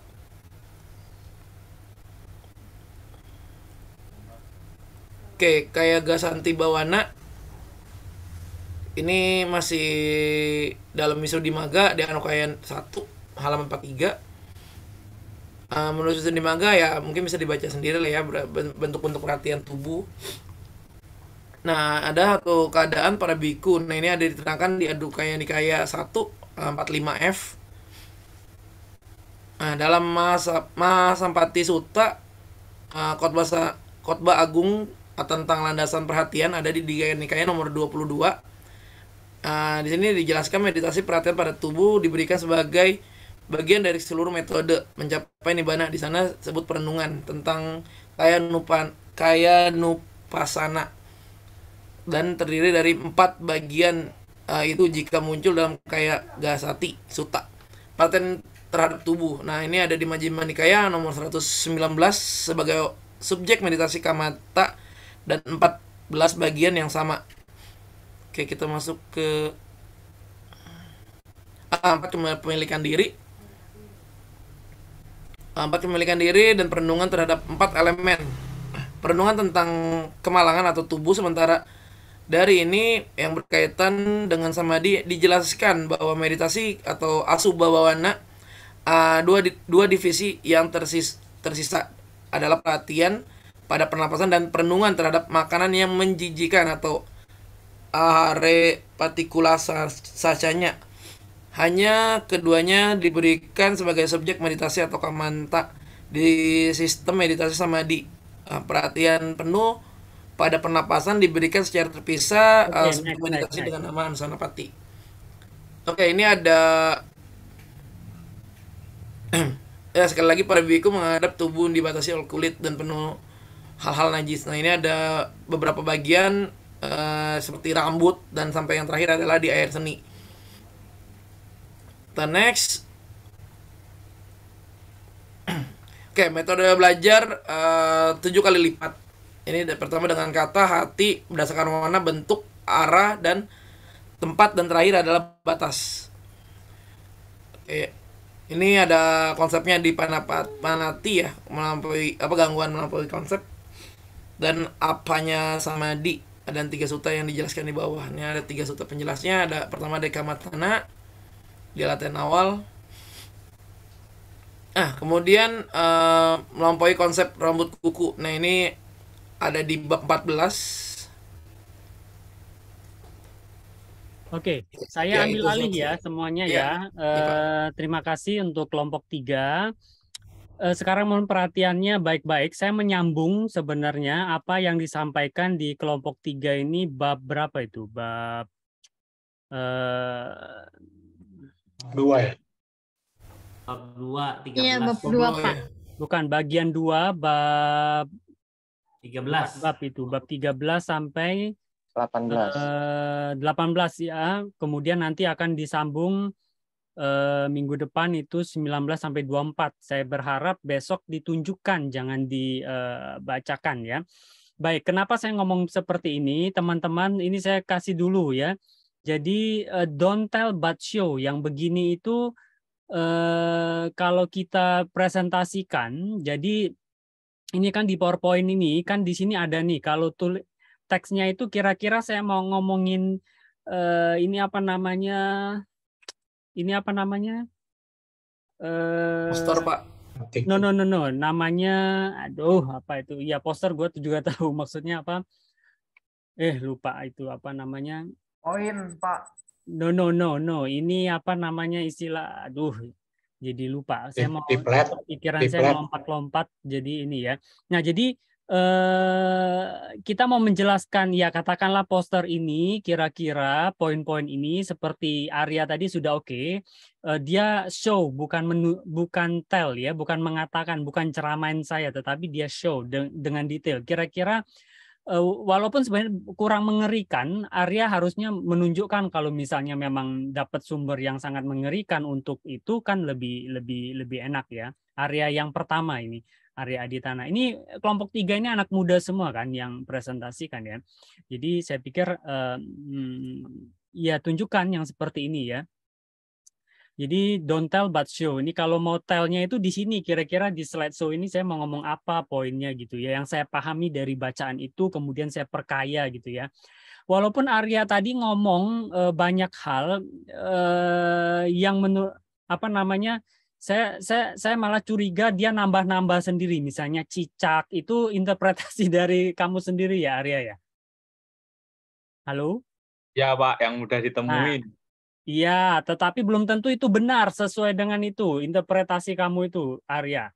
Ya, kamu menyampaikan poin itu betul, tetapi interpretasi, walaupun saya bisa membedakan, ini dia interpretasi sendiri gitu ya, cicak segala macam dapat dipenuhi, belum tentu itu tepat dengan itu ya, karena bisa jadi memang tidak boleh dirubah konteks itu ya, karena nanti kita bicara apa yang dikatakan oleh biku ini. Kemarin saya cari sumbernya yang kemarin saya kasih ke Bante itu juga masih belum memuaskan saya itu. Apa namanya sutanya itu Bante kemarin? Itu masih belum saya temukan caritanya itu ya, yang clear berbicara tentang caritanya itu. Oke. Baik, kita akan masuk ke ini nih ya. Ini nanti ibu bapak akan menemukannya di wait moment ya, sebentar.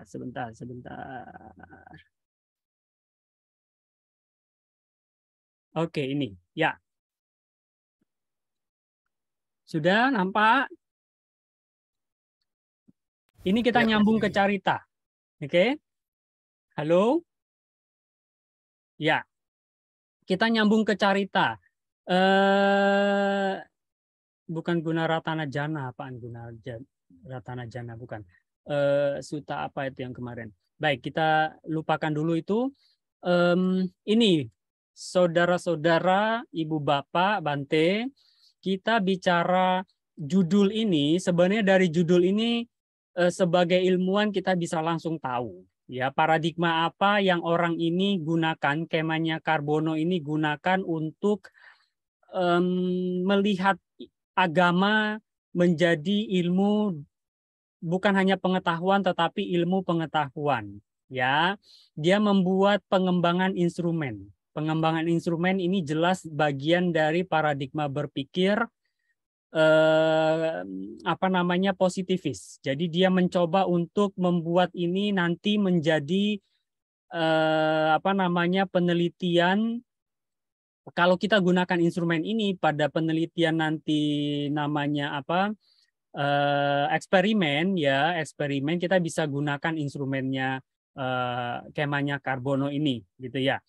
Menyangkut tentang pertanyaan dari Bu Kety kemarin gitu kan.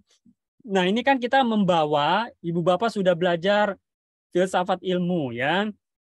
Jadi ini kita akan membawa sampai kepada data empirik yang dapat diukur. Nah, makanya ini dibuat yang namanya instrumen. Ini ada ilmunya. Ini nama ilmunya ilmu pengukuran. Ya. Pak Hasan, Pak Kemanya Karbono ini, kemudian Pak Waluyo ini orang-orang kuantitatif.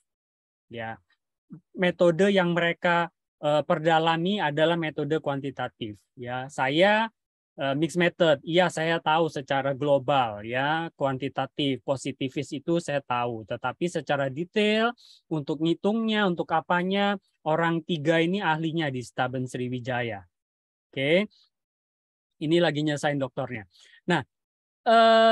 Kemanya Karbono ini mencoba membawa ini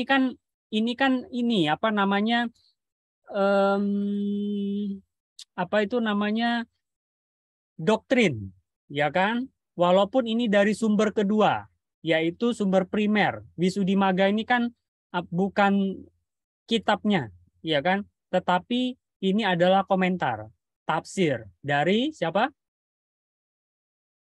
Buddhaghosa, Pak. Betul, dari Bante Buddhaghosa, ya Bhadanta Buddhaghosa, ya sangat rinci, Seperti kemarin sudah saya kasih gambaran khusus kalau di psikologi misalnya ada DISC, ada kemudian orang dengan karakter ini, karakter itu dapat diukur segala macam, sehingga ini yang namanya dia membawa doktrin, membawa keyakinan, pengetahuan terhadap carita ke dalam sesuatu yang dapat diukur, empirik gitu. Jadi pertanyaan Ibu Kety itu kalau merujuk pada konteks spiritual kepada keyakinan, pertanyaannya tepat. Ya, berarti adalah Bante atau guru yang mampu mengarahkan. Artinya kan secara spiritual dia bisa membaca pikiran orang itu. Nah, tetapi bagaimana ini ketika kita nggak bisa apa-apa nih, Ibu Bapak ini nanti jadi guru, jadi dosen. Misalnya, jadi guru, jadi dosen. Mau menerapkan carita ini, mau mengukur Arya Aditana, Hardy, caritanya lebih condong yang mana? Maka digunakanlah instrumen ini. Sampai di sini clear. Jelas. Jelas. Oke. Halo? Sekarang jelas, Pak. Oke, jelas. Oke. Nah, di sini dia mengatakan ada 6 carita ya dari Wisudimaga ini. Kemudian dia menemukan definisi konseptual. Ingat, kemarin saya katakan ada Ibu Bapak harus buka kamus. Apa itu konsep ya dan apa itu teori. Ketika dia sudah jadi teori, berarti sudah ada pembuktian secara empirik. Ya. Nah, bisa dipatahkan lagi nggak? Bisa, sangat bisa, ya, sangat bisa sekali. Nah, ini ada 6, berarti ada 6. Kita lihat poinnya di sini ada 6 carita. Nah, kalau instrumen ini disebar ya kepada orang dengan ini studi pada mahasiswa perguruan tinggi, berarti rata-rata usia. Nah, ini bisa menjadi bias nggak? Bisa jadi bias tidak? Ya, kalau pertanyaannya karena remaja sama berbeda. Siapa yang ngomong remaja? Ya. Karena ada temperamen remaja sama orang tua berbeda-beda. No, bukan temperamennya. Kita nggak bicara temperamen. Kita bicara usia perkembangan secara psikologis, ya. Jadi bisa jadi berbeda di usia perkembangan. Kita bicara psikologi perkembangan. Betul apa betul? Di pendidikan. Betul. Nah, kita bicara psikologi perkembangan. Bisa jadi bias ini karena yang diukur ini, instrumen ini dibuat untuk orang dengan usia yang begini. Belum lagi nanti jenis kelamin. Sehingga ini bisa menjadi bias kalau diukur kepada pertanyaan Bu Kety tadi kemarin. Masih ingat? Pertanyaannya kalau anak sekolah minggu bagaimana ceritanya? Saya nggak bisa ngukurnya, ya kan?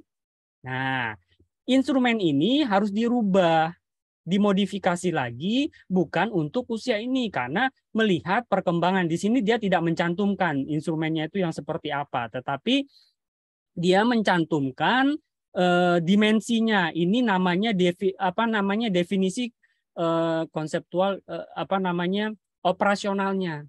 Nah, ini indikatornya ini. Indikator ini menunjukkan definisi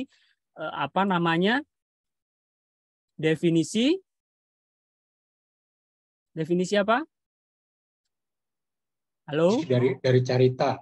No, definisi apa tadi saya katakan? Jenis cerita. Operasional. Ya. Jadi setelah di definisi raga carita ini dioperasionalkan, ketemulah yang namanya indikatornya ini orangnya munafik. Raga carita itu cenderung apa? Cenderung munafik. Cenderung apa lagi? Sombong. Sombong. Cenderung apa lagi? Banyak keinginan. Cenderung apa lagi? Memiliki ketidakpuasan. Kan menarik ini. Ya, kalau instrumen ini dijadikan empirik, benar-benar terus dibuat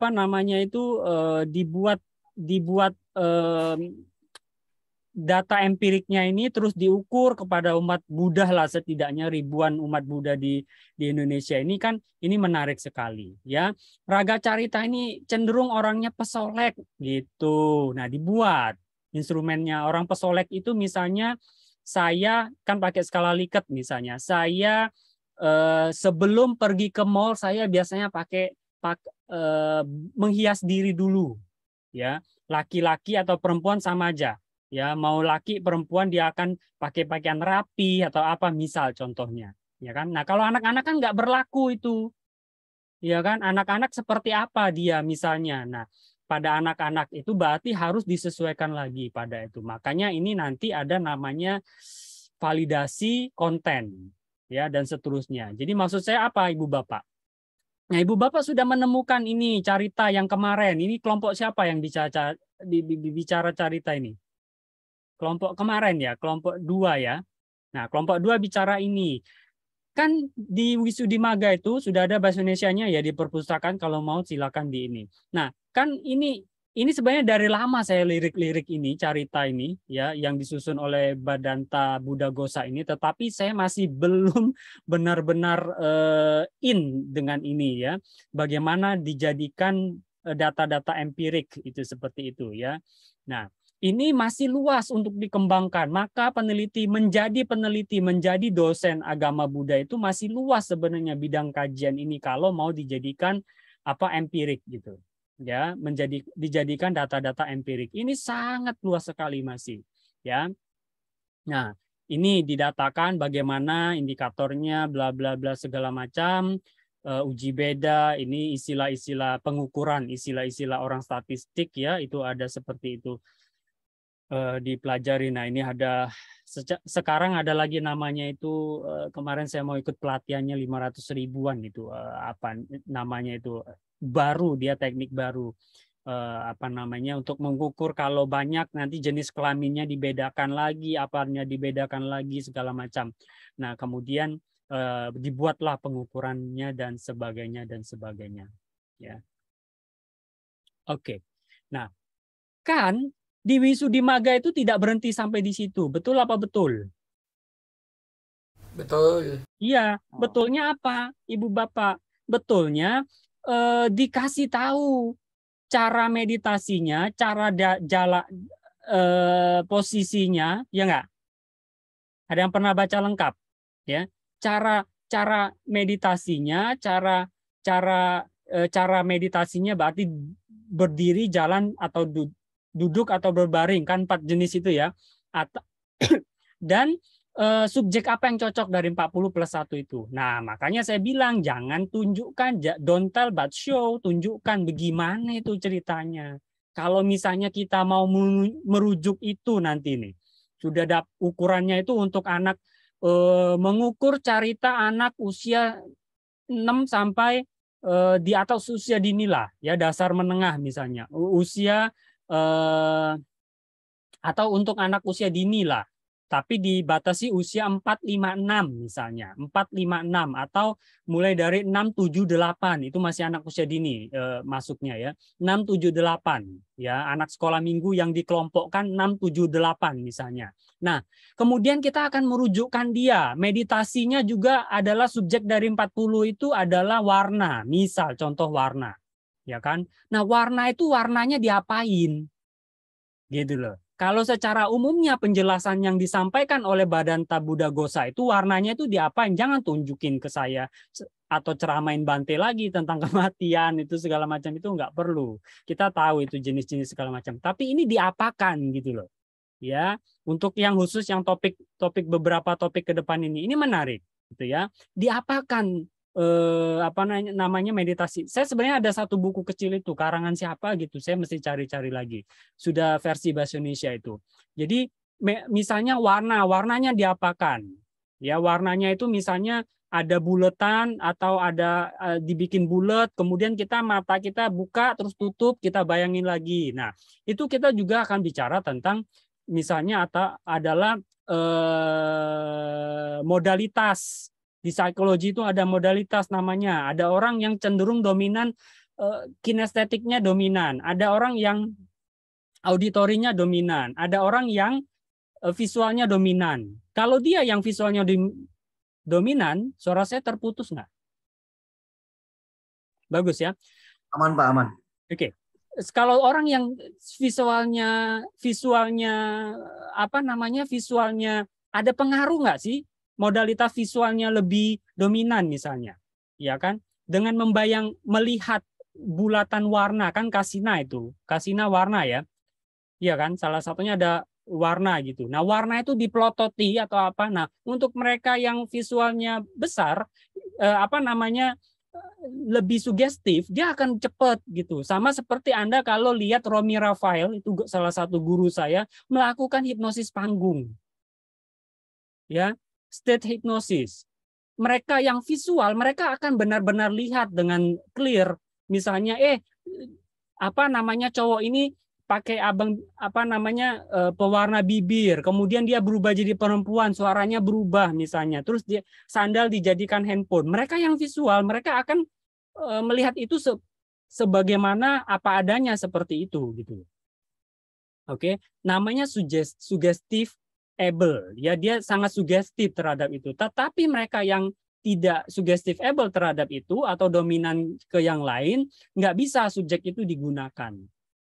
Oke, nah itu yang saya maksud. So, kalau mau jadikan ini ya meditasi Buddhis ini sebagai satu ilmu, kalau ibu bapak mau pelajari itu sebagai teks ya silakan. Tetapi di sini saya tidak punya kompetensi untuk mengajarkan itu sebagai teks, ya, kajian teks, talk gitu loh, ya, mengaitkannya dengan apa. Tetapi yang saya interesting saya, apa namanya, ketertarikan saya adalah membawa itu kepada yang lebih empirik. Makanya saya pakai buku sumber ini, yang sudah jadi aja ini, ya. Jadi tidak saya cari lagi Wisudi, walaupun sebenarnya saya masih gregetan. Yang Bante Wisudi Bhadanta Buddha Ghosa susun ini sebenarnya asal akar sutanya itu dari mana ya, saya pengen tahu juga sebenarnya sebagai akademisi gitu loh. Paham ya maksudnya ya. Nah, tetapi saya belum punya waktu untuk neliti sampai ke situ juga ya, dan bidang saya tidak memperdalam itu gitu. Makanya saya ngambil ke religious studies-nya gitu ya. Oke. Jadi coba berpikirnya out of the box, kemudian berpikir yang don't tell, jangan ceritakan kepada kita untuk yang kelompok ke depan ini. Ya, cari sesuatu kalau misalnya ditemukan di internet ada video cara meditasinya seperti itu atau apa ya tunjukkan gitu. Kalau walaupun sebenarnya terjemahan yang tadi disampaikan Arya itu aku kok agak ini apa bingung gitu bolak-balik terus nafasnya masuk gitu agak butuh bertanya ya lebih mendalam lagi itu apa yang diterjemahin oleh Arya itu apa sih maksudnya itu nggak ngerti. Nah maka kita butuh mungkin referensi cross referensi namanya referensi lain yang merujuk pada hal yang serupa dengan yang disampaikan oleh Bante Wajiranyana itu. Saya ngomong ini ngebut ya. Oke kira-kira begitu Ibu Bapak apa namanya yang ingin saya sampaikan. Ya, secara ini kemudian saya beralih mungkin agak telat sedikit ya, nggak usah tanya jawab lah, udah ini ya, nggak usah tanya jawab sama kelompoknya Arya biar kalau nggak ditanya nggak apa-apa kan kalian ya Arya dan Rati. Setuju. Senang atau sangat senang? Setuju banget. Baik, kalau tidak mau ditanya saya yang akan bertanya. Waduh. Ini Ancu siapa ya?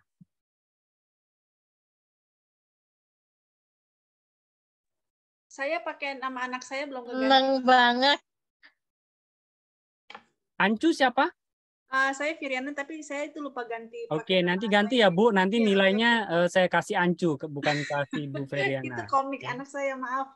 Oke, very good. Di ini ya. Ibu, dari judul ini apa yang Ibu pahami tentang kalau menggunakan judul ini, kira-kira metode apa yang akan Ibu gunakan untuk mengeksplorasi lebih jauh, membawa ini sebagai ilmu atau pengetahuan, terserah mau ilmu mau pengetahuan sakara PDW. Ke pengetahuan Pak. Mau diapain ini? Ibu basicnya apa kemarin penelitiannya? Kualitatif atau kuantitatif? Waktu yang ini atau waktu yang saya ngajuin pertama? S1, aku nggak ngomong saya yang maju-maju. Manajemen. S1-nya ini skripsinya ngambil apa ininya metodenya?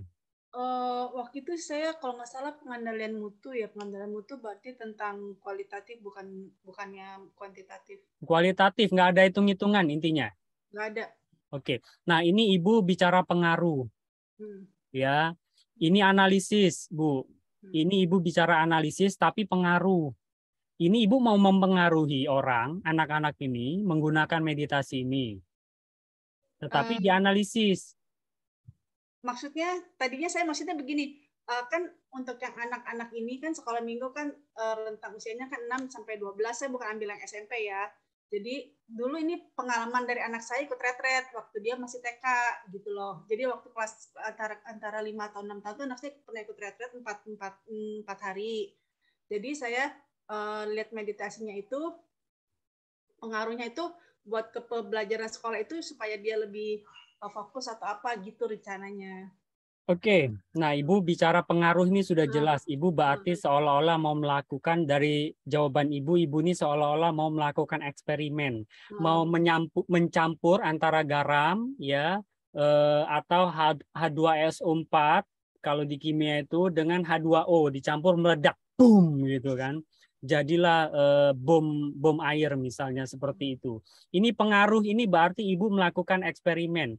Ada dua jalan. Ibu bisa melakukannya dengan action research, penelitian tindakan. Ibu bisa melakukannya dengan melakukan experimental design eksperimen, atau Ibu bisa melakukannya dengan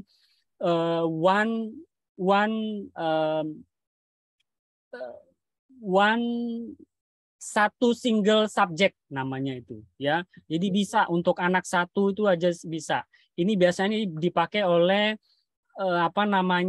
guru atau dosen atau mahasiswa ABK, anak berkebutuhan khusus. Misalnya dia mau meneliti tentang Arya yang kena autis, misalnya Arya Aditana gitu kan, mau meneliti Arya yang kena autis ini, dia nggak bisa mengumpulkan orang anak autis itu 100 sekaligus, karena kalau eksperimental murni dia butuh sampel yang banyak, yang besar, gitu ya. Maka digunakanlah single subject. Oke. Oke, itu tanggapan saya. Efektivitas pemilihan tempat meditasi nyaman dalam melaksanakan vipassana ini menarik. Ini bisa expose waktu dan sebagainya. Orang yang sudah pernah vipassana diukur gitu ya. Area TV, yang punya TV area mana? Saya Pak. Oke, Bro mau ngomong apa ini? Itu Pak, pemilihan tempat duduk saat vipassana itu efektif apa enggak. Jadi kalau apa kita asal milih tempat duduk terus itu nyaman gitu. Pokoknya saya ingin menggali lebih dalam itu tentang kenyamanan pemilihan tempat duduknya. Kualitatif? Iya, Kok efektivitas kualitatif? Oke, next, Bante. Critical study tentang barometer seorang guru spiritual di zaman Buddha dan di zaman modern. Berarti Bante mau melakukan studi teks, studi komparasi, betul? Oke, terima kasih Bante. Saya sudah nyangkut. Ini nanti ada namanya studi komparasi. Saya kasih bukunya nanti. Ada apa namanya metodologi penelitian dalam religion. Kalau mau meneliti itu, ini ada komparasi namanya. Studi teks. Kalau punya Bante udah clear. Kombinasi mata pelajaran Renwen. Benar nggak bacanya? Bro Brian? Tipes Pak. Tipes. Sakit kemarin, Pak. Tipes. Sorry. Oke. Devi, pengaruh postur meditasi dan tempat terhadap keberhasilan samatha bhavana. Metode apa kira-kira yang akan kamu gunakan ini? Wanti sih Pak, Wanti. Pengaruh, jelas ya, pengaruh. Pengaruh postur meditasi. Ini benar-benar eksperimen banget pengaruh-pengaruh ini ya. Didit, praktik meditasi berdasarkan jalan mulia berunsur 8. Mana orangnya? Halo, Did? Iya, Pak. Iya, Pak. Mau diapain ini? Menganalisis, Pak. Maksudnya dari pelaksanaan meditasi ini dengan kebiasaan yang ada di masyarakat itu kan pas menggunakan metodenya kan itu Pak, meta. Menggunakan metode meta bhavana. Meta bhavana ya. Terus? Ya, jadi menganalisis bagaimana kalau di masyarakat diterapkan meditasi dengan teknik ini Pak, jalan mulia berunsur 8 ini Pak. Berarti maksudnya mau dieksperimenkan? Iya. Yakin? Ya, ini kacau. Ini jelas kacau sekali. Ini jalan masih belum paham ya metodenya. Oke, next. Hardi Mark Bebek. Mana? Saya Pak. Mana? Aku tak tengok lah. Oke. Pengaruh karakter. Ini karakter apa ini? Carita, Pak. Nggak usah ngomong diri lagi kalau sudah carita, karena di Buddhis nggak ada diri itu. Makanya orang Buddha itu tidak tahu diri semua. Betul nggak sih? Kan nggak ada diri, jadi nggak tahu diri. Kelebihan itu mah. Kelebihan. Apa? Betul.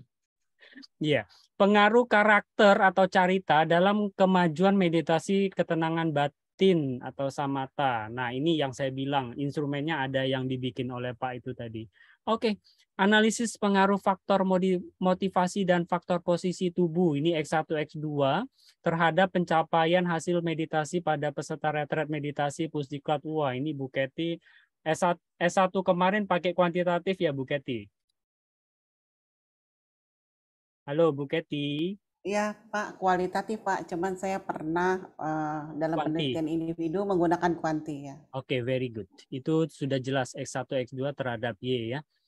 Bisa expose waktu itu. Pengembangan instrumen dosa, carita dalam perspektif Buddha berdasarkan kitab Visuddhimagga.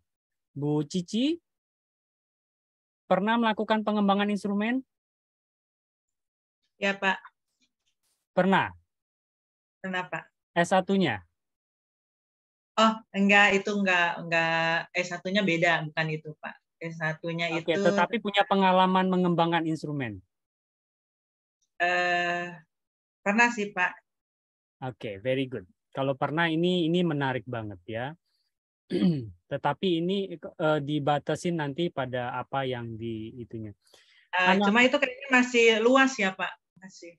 Oh, ini bukan luas, malah sangat sempit ini. Berarti harus mencari orang yang hanya dosa caritanya tebel aja ini. Ini hanya mencari-cari orang yang punya dosa carita. Yang nggak punya dosa, dia masuk surga udah. Analisis capaian jana, konsentrasi pada objek ditinjau dari kebahagiaan duniawi. Pak Lim, kualitatif ini? Iya, ini kuantitatif kali ya, Pak ya. Nggak bisa, Pak. Bapak mau mengukur orang mencapai jana. Iya, kualitatif, sorry, kualitatif. Jana iya. Iya, kualitatif. Itu baru. Ya, salah. Oke, ini sangat tekstual ini kelihatan. Pak Leong Ho, terapi meditasi cinta kasih, wih mantap. Ini meditasi cinta kasih atau meta bawana ya maksudnya ya Pak Leong Ho? Ya, saya ambil di kemarin waktu minggu lalu ada presentasi yang menyebutkan meta ceto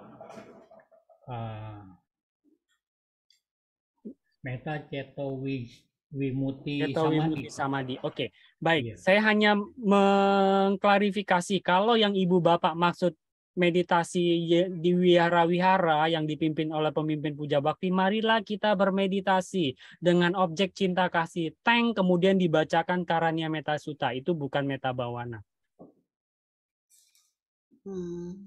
Oke. Ini bagaimana, Pak? Yaitu perenungan terhadap perenungan terhadap itu namanya tetap kalau saya bilang itu meditasi kontemplasi, perenungan sama kayak orang Kristen gitu. Meditasi meta bawana ada petunjuknya sendiri ya Bante Abipunyo ya kalau nggak salah ya. Ya, jadi bukan itu ya Ibu Bapak. Upaya peningkatan kesehatan melalui objek meditasi dosa carita. Aima. Ini Pak Rusli mana ini? Halo. Oh, iya, Pak. Apa yang Bapak akan lakukan di sini?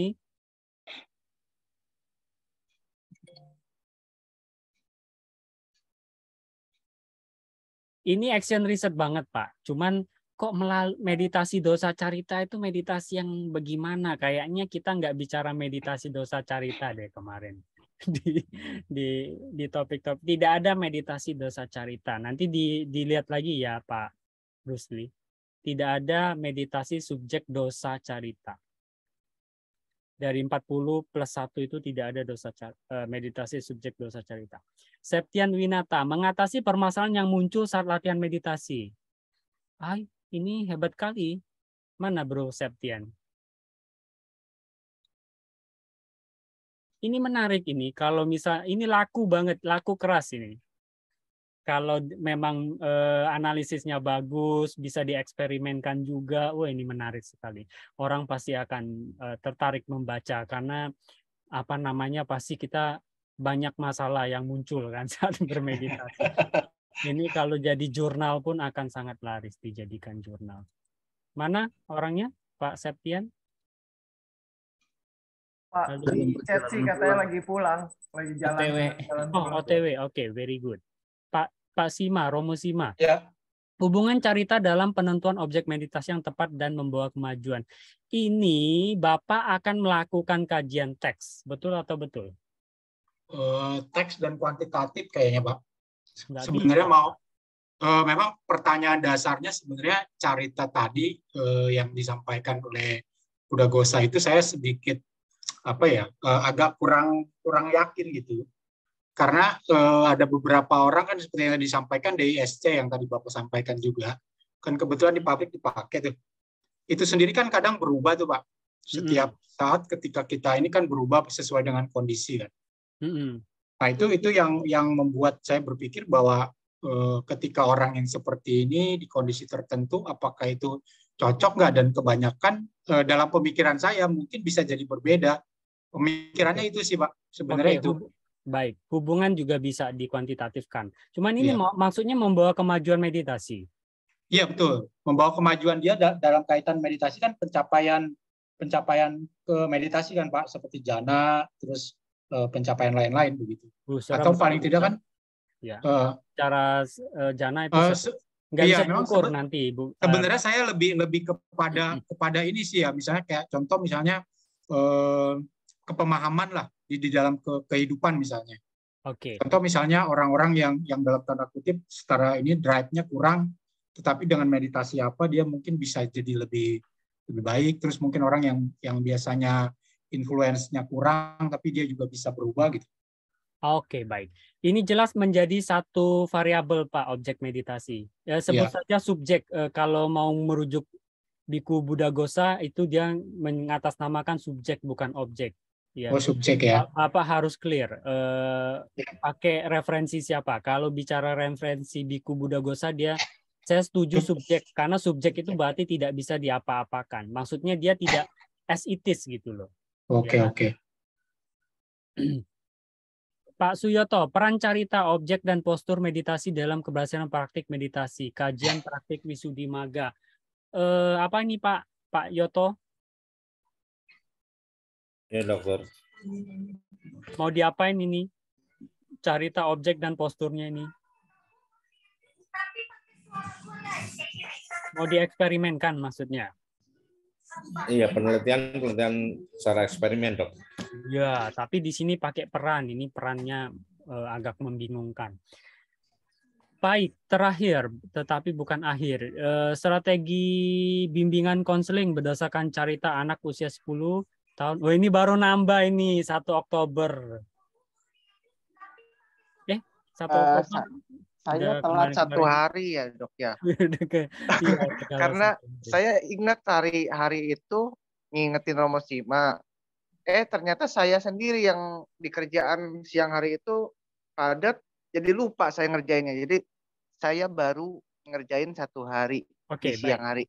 Very good. Ini yang saya bilang tadi, usia perkembangan ini juga nanti akan menjadi bias ya. Kalau tadi untuk instrumennya dipakai untuk orang dewasa, ya belum tentu cocok dengan itu. Baik, itu yang saya ulas untuk yang pertama ini, ya, yang tugas individu yang pertama ini, ya. Mudah-mudahan Ibu Bapak mendapatkan inspirasi dalam belajar itu, kira-kira apa yang bisa dibawa untuk diteruskan sebagai penelitian ya, untuk jadi penelitian nanti. Baik, sampai di sini masih 5 menit. Saya kira-kira ada yang ingin dikonfirmasi? Ada yang mau dikonfirmasi? Pak, mau nanya boleh Pak? Ya, singkat. Ya, tadi kan ada di dalam Anguttara Nikaya mengenai kasina. Individu yang memiliki karakter keraguan-raguan dan punya dosa dalam tanda kutip karma buruk masa lalu ya. Tadi kan tidak bisa maju dalam kasina itu. Tadi sempat disampaikan juga oleh Dr. Sulaiman, kan kelihatannya kalau kasina ini lebih sugestif ya. Artinya apakah itu yang mempengaruhi mereka tidak bisa maju? Enggak, masih belum nyambung saya pertanyaannya. Sorry. Boleh diulangin? Tadi di dalam pemaparan Rati itu ada disebutkan di dalam Anguttara Nikaya bahwasanya objek kasina ada 10 kasina kan. Ya. Itu bagi mereka atau individu yang tidak, bagi mereka yang memiliki karma buruk masa lalu, kemudian juga yang ragu-ragu dan sebagainya, itu tidak akan bisa mendapatkan kemajuan dalam memakai objek itu. Saya terpikir apakah karena kasina ini seperti yang disampaikan Bapak kan, misalnya warna kuning, kita menggambarkan warna kuning itu kan lebih sugestif barangkali begitu ya. Sehingga pemikiran mereka yang mungkin dia tidak bisa membayangkan secara sugestinya lebih secara visual tadi, itu yang lebih sulit, mungkin itu apa tidak, Pak? Itu mungkin. Ketika Bapak ngomong begitu, itu Bapak sedang melakukan hipotesis. Iya, Jadi, betul. saya tidak bisa menjawab. Itu adalah hipotesis Bapak. Jadi ketika Bapak mengatakan itu adalah hipotesis, bukan pertanyaan ke saya sebenarnya. Boleh diteliti itu lebih jauh. Ya, apakah ada hubungan tuh? Tadi kan doktrin itu, karma masa lalu itu doktrin, bukan nggak bisa diukur kan? Ya. Kita nggak bisa lihat karma masa lalu orang. Kita bukan Cenayang atau bukan Roy Kiyosaki yang mencium ngendus-ngendus gitu, bukan kan? Nah, jadi kita ketika mau bawa itu Bapak boleh membawanya sebagai sebuah penelitian empirik, jadikan hipotesis itu. Ya, jadi banyak kan, luas banget kan? Awalnya saya memang bertanya tadi, tapi kebetulan kan pertanyaan saya kan nggak keburu juga. Cuman tadi Pak Dr. Sulaiman kan nyampaikan juga tuh kaitan dengan sugestif. Saya juga kepikirannya itu. Apakah karena itu gitu? Sugestifnya maksud saya itu mereka yang lebih suggestible, lebih sugestif itu berhubungan dengan yang tadi saya bilang visual modalitas. Ada modalitas namanya. Nah, itu modalitasnya juga harus diukur, Pak. Gitu ya. Iya, jadi apakah dia lebih ke kinestetik, apa auditori, atau dia lebih ke visualnya? Iya, iya. Itu sudah ada instrumennya. Nah, sekarang tinggal itu tadi yang tidak bisa itu, yang dikatakan tidak bisa itu harus didefinisikan secara konsep dan operasionalnya nanti. Ya, jadi itu hipotesis yang Bapak katakan tadi. Bukan, saya tidak bisa menjawab terus terang karena memang itu antara keyakinan, satu belief, kemudian kita bisa jadikan itu pengetahuan, ya. Kemudian yang satu lagi adalah jelas itu sudah ada instrumennya, ya. Yang saya katakan tadi itu. Mungkin saja itu ada hubungan erat. Baik, saya pikir cukup untuk pertemuan malam hari ini. Silakan diakhiri, kita tutup dengan doa. Romo Leong Ho, silakan ditutup. Sorry, Pak Ketut masih ada di sini nggak? Pak Ketut, ada yang ingin disampaikan? Dokter Ketut? Pak Ketut masih ada, Pak, cuma off cam. Iya, ada yang ingin ditambahkan, Dokter Ketut? Cukup? Atau sudah mencapai jana? Oke. Lagi merenungkan, Pak. Lagi merenung. Baik, silakan Romo Leong Ho ditutup. Baik, yang mulia Bante, yang terhormat dosen, dan rekan-rekan mahasiswa, mari kita akhiri perkuliahan dengan kembali membacakan nama kata-kata Arahang sama sambuddho bhagawa buddhang bhagawantang abiwademi